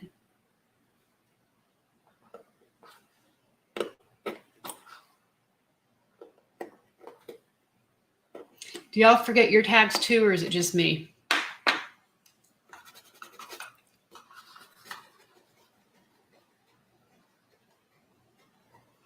Debbie says, beautiful, makes me want to do leather. It's definitely possible. It is possible. I'm telling you, y'all can do this. I know you can.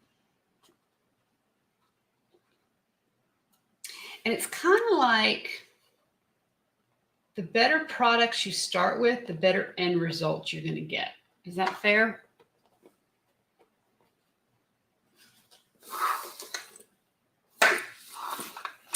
I think that's a fair statement.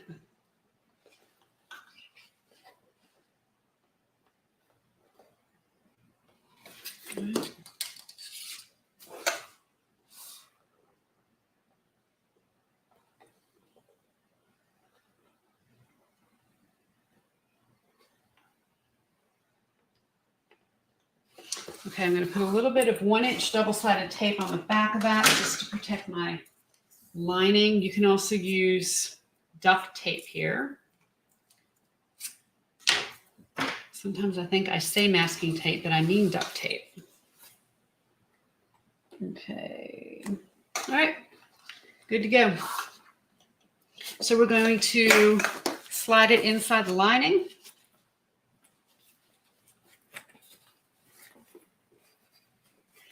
Let's see, zippers going this way, zippers are going this way. Make sure all my zippers are going the same way.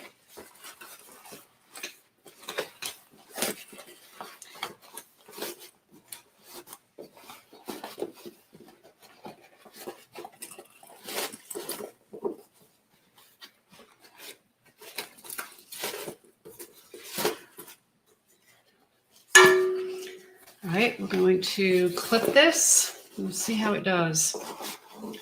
This is going to be so pretty. I'm excited about it.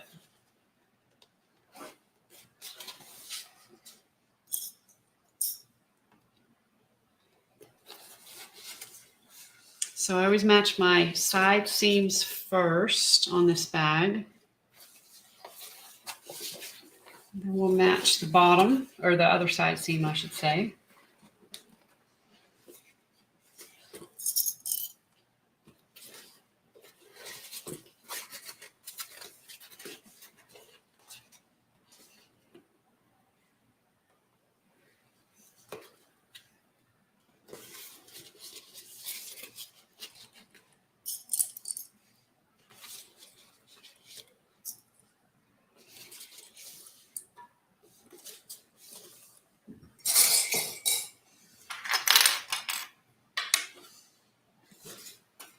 Debbie says that's a fair statement for sure. Yeah, I agree.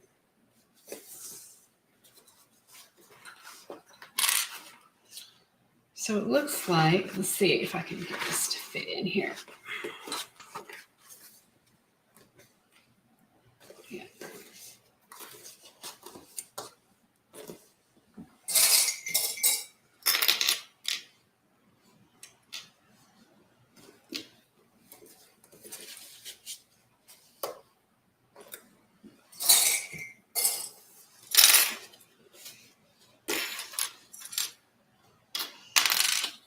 All right. So it looks good. We're going to go ahead and stitch it.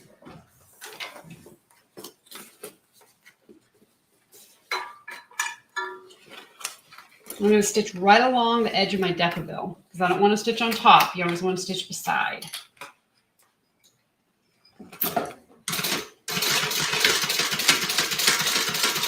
And I know this part's always so hard to see.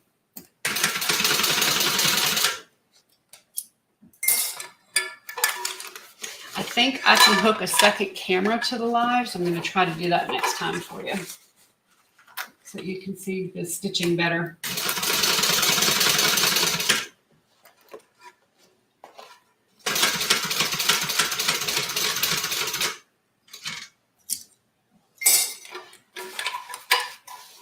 So just keep turning and rolling, and don't worry, you cannot hurt the leather.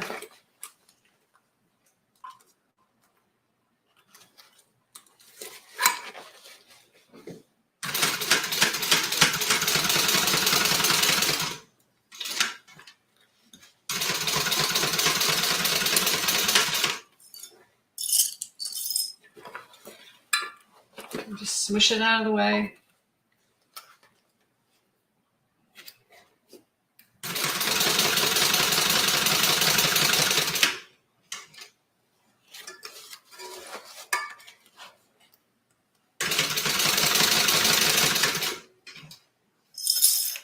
All right, we're almost done. I'll turn it.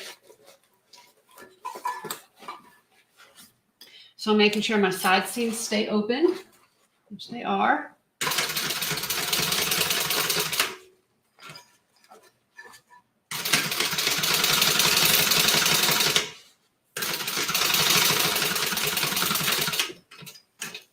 All right.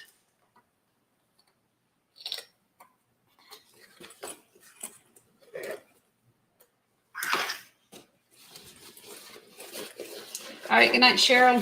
Thank you so much.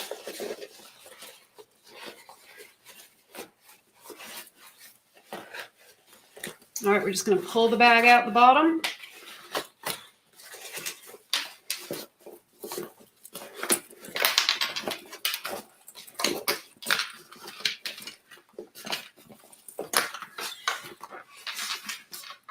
You notice I did not cut the seam allowance. Leave that full. I'm going to make sure and see the seam allowances are open, so it's staying nice and open there. I'm going to stuff this inside.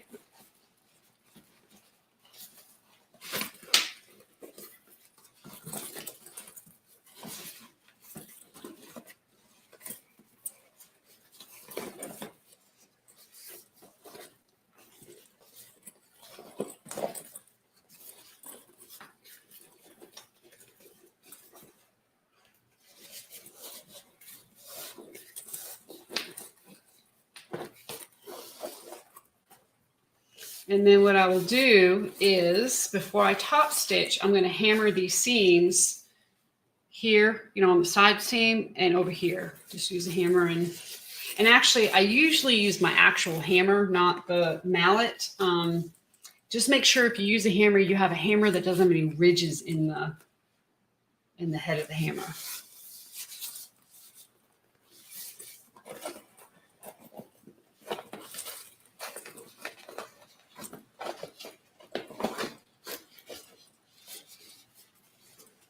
Okay.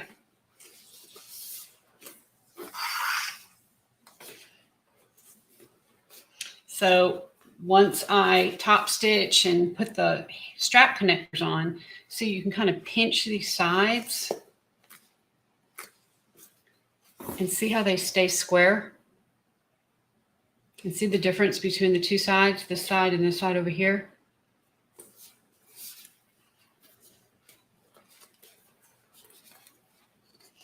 Faux leather's not going to do that for you. Faux leather's going to bounce back. So it really squares the bag up. So what I'm going to do is I'm going to top stitch this on my cylinder arm machine, and I will close the bottom just like I did in the video we did last time.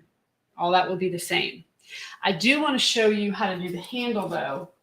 So the handle connectors are going to go on just like the handle connector did in the last video. I'm just going to put my D-ring on. I'm going to put one, I'm probably going to put it on the back, like back side here where the zipper is. I'm going to put one here on this, and then this side, I'm going to put it here on the front. Again, put my D-ring in, and that's how I'm going to connect them.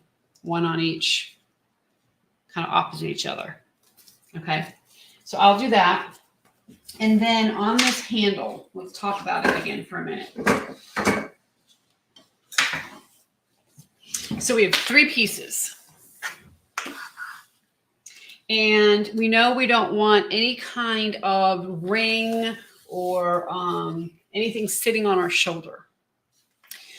So I have these 2 smaller pieces, and I'm going to connect my swivel clasp to one end of each.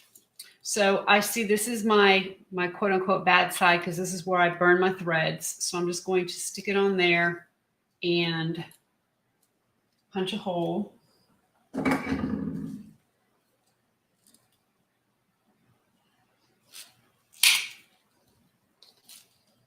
We'll put a rivet in. Let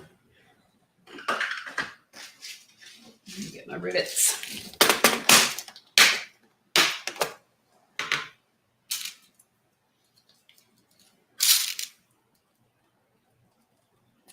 Okay, and then I will go ahead and I will press that rivet in.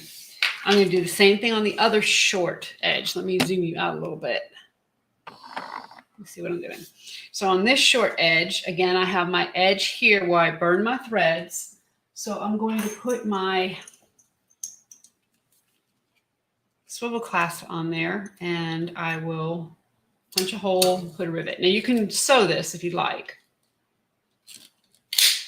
Oops.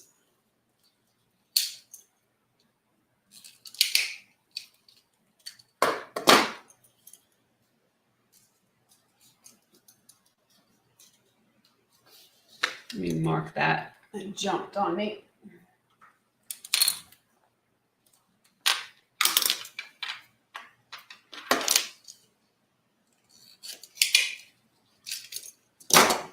Okay, so we'll put another rivet in this one.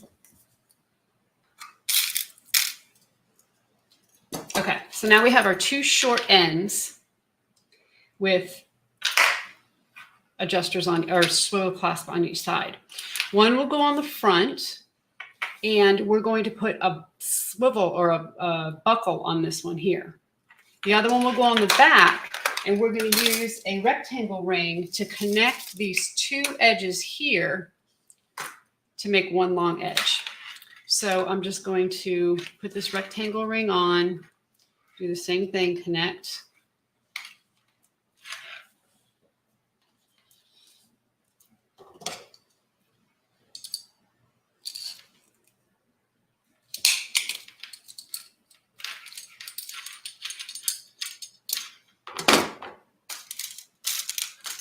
So this would be a really neat way. Like I probably could have used the red in the middle or something. That would have been really pretty instead of using black. You know, you can get really creative with this. So we have a rectangle ring and a swivel clasp. So I'm going to take the other long edge. Make sure I have. Okay. So this is the, stick this in and connect it.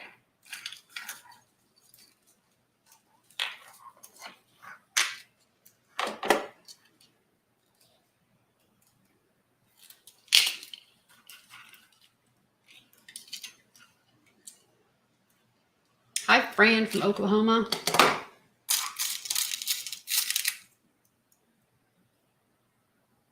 So Helen, for a domestic machine, she's asking about needle size for a domestic machine. If we're talking about leather, I assume, you want to use a leather needle. They should have a option for Bernina for a leather needle. And with this type of leather, I would suggest that.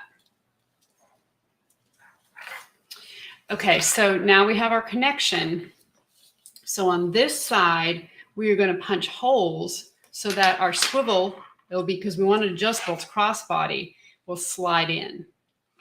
So I'm going to get my slider buckle here. We're going to connect it on this side. But one thing I want to make sure of, and this is something that I tend to forget, is we want a keeper. This buckle, this is a roller buckle. I really like using roller buckles for crossbody straps because they roll. I mean, as you want to tighten and loosen the strap, it rolls so that it's easy to adjust. But it doesn't have a keeper on it. So you have to make a keeper and put the keeper on this strap before you put the buckle on. So to make a keeper, I'm going to grab a piece here of leather.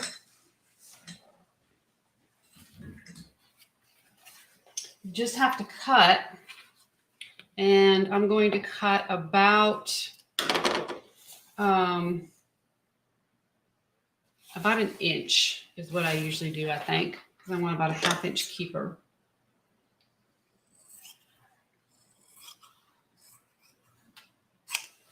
So cut an inch. I'm going to put some double-sided tape, fold these into the center, just like we see.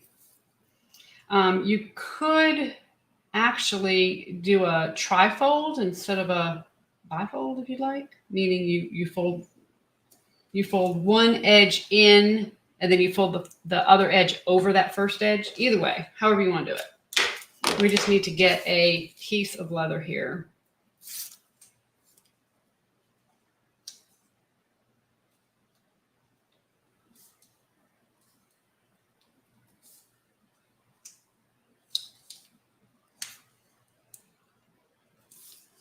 So I'm going to fold this edge in, and then I'm going to stitch it down both sides. And this is a thin piece now. You don't want these keepers to be too big.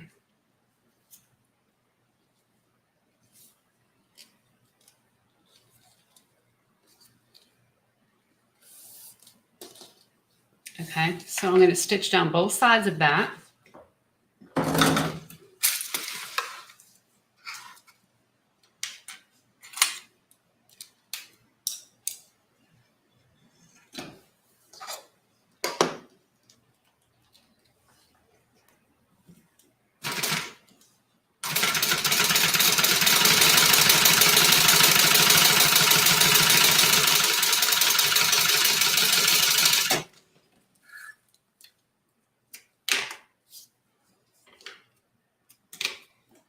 Oops.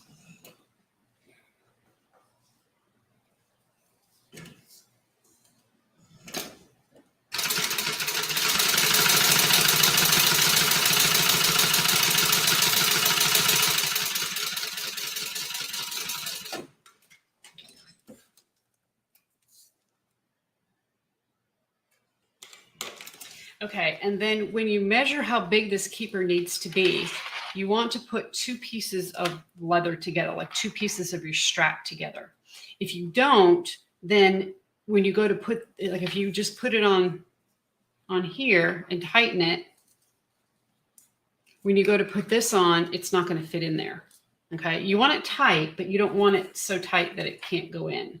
So I'm going to just go ahead and kind of fold this over. Here, let me get my end nice and straight.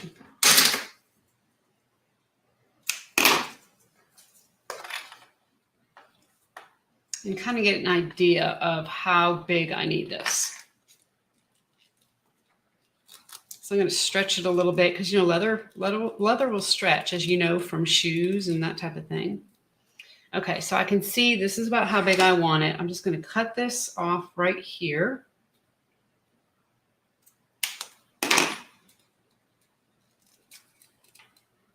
And I'm going to kind of hold it together. Maybe try to clip it if you can. And pull this out and pull this out. Okay, so now that's how big I know I need it. I'm going to take my hole punch and go to the smallest hole and punch holes in the back. You can do one or two, whatever works for you. I'm just going to put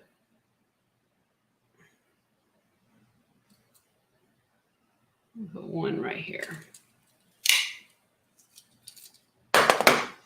So then take a rivet, put the rivet in.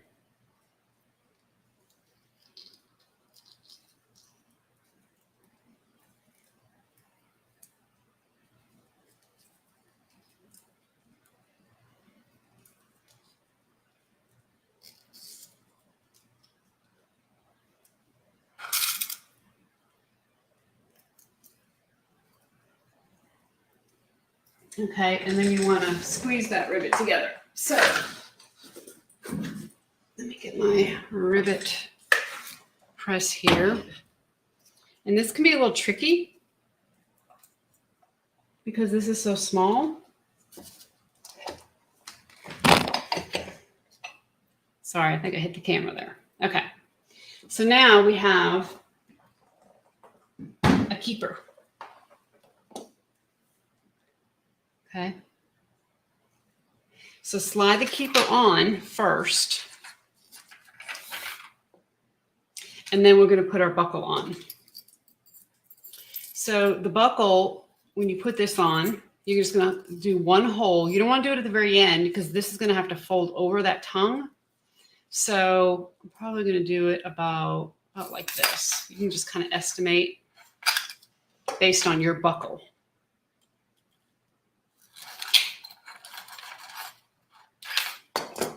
So I'm going to do it right there and right there. Ah, I just did it wrong. You're only supposed to do one hole. Okay. How about that? One hole, not two holes. So let's see, maybe I can. And a lot of times with buckles too, instead of doing a hole, you can do a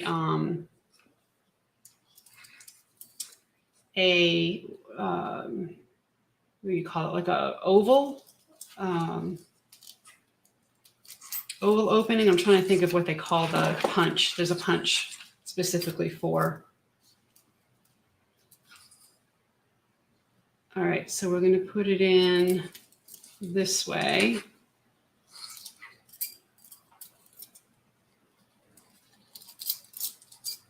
No, we're going to put it in. I always get these backwards. This way? No. This way.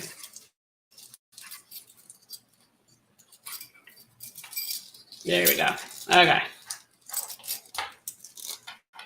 So you want the roller part to be on this here so that when you go to tighten or loosen it, it's rolling against the handle, okay? All right, so what I'm gonna do is, since I accidentally pushed a hole down here, I'm going to punch another hole, and then I'm going to punch another hole here. So I have 2 sets of rivets, right? That'll fix it. That will fix it.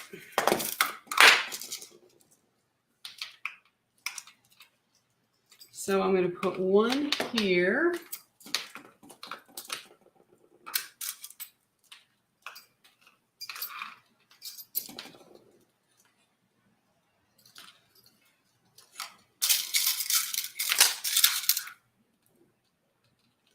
And I'm just going to move up and put one more.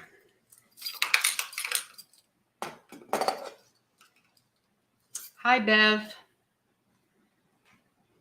You're very welcome. She's watching from the UK tonight. Thank you for watching. And we are opening up the leather sale internationally. So if you are interested, Bev, join us on Saturday. I think it might be in the middle of the night for you, though. It's 3 o'clock Eastern time. It'll just be late, I think, for you in the evening. Okay. Crisis averted. So I have 2 there. So now on this one, all we're going to do is punch holes so that this tongue will go in. And when I do that, I usually use my rivet spacer because I want to make sure the holes are the same space away from each other. I don't start right at the end. I usually start at least 2 to 3 inches up. We'll say 3 inches up. And that's where I'm going to do the first hole. So I'm just going to put a little dot there. And then I'm going to use my spacer. And you can get this from Tops and Bobbins. I don't think they're Tops and Bobbins anymore, though. It's called something else. Does anybody know what they're called? Bev says, I just turned my notification on. Yay. We've kind of gotten to a point where we're doing lives on Thursdays, it seems. I don't know if that's a good day for everybody, but it seems like we do pretty good then. All right, so I'm just going to line this up. And about every 2 inches, I'm going to do a hole. So I'll do one here. I'm going to line this up again.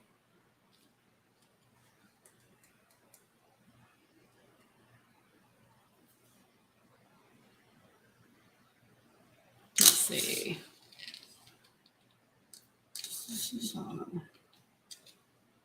These are really handy because of the spacing.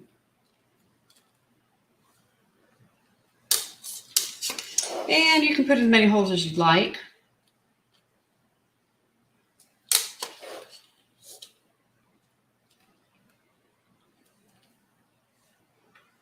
So we have 1, 2, 3, 4, 5, 6. Let's start with that. And then you just punch holes. I'm going to go to the second largest hole puncher.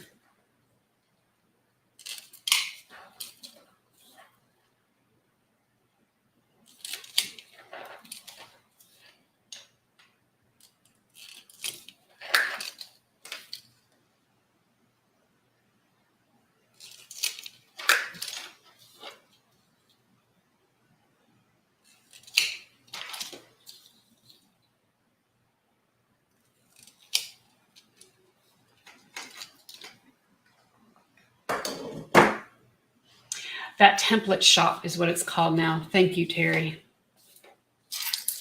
Okay, so now when you put this in, it will roll down to whichever hole you want. You can stick it in. You have your keeper. I'm going to slide it in the keeper. See, my keeper is nice and tight, but not too tight. And then we have our buckle. And we have a really cool accent over here with the rectangle ring. Okay, so that will be our adjustable strap. So even if your leather hide is not long enough for a crossbody strap, you can go ahead and create one using whatever kind of rings and equipment or notions you have on hand, and you can end up with a really cool strap. So I'm going to finish this up on my cylinder arm machine, and I will post a photo of it. And until next time, happy sewing, everybody. And don't forget about the kit if you'd like to go ahead and make yourself one. It's really a great leather to start with because it's so easy to use. I mean, all of these leathers are, but I mean, it's classy, isn't it? Beautiful bag. Beautiful. And then also don't forget about the leather sale on Saturday. So I will see everybody then. And until next time, happy sewing.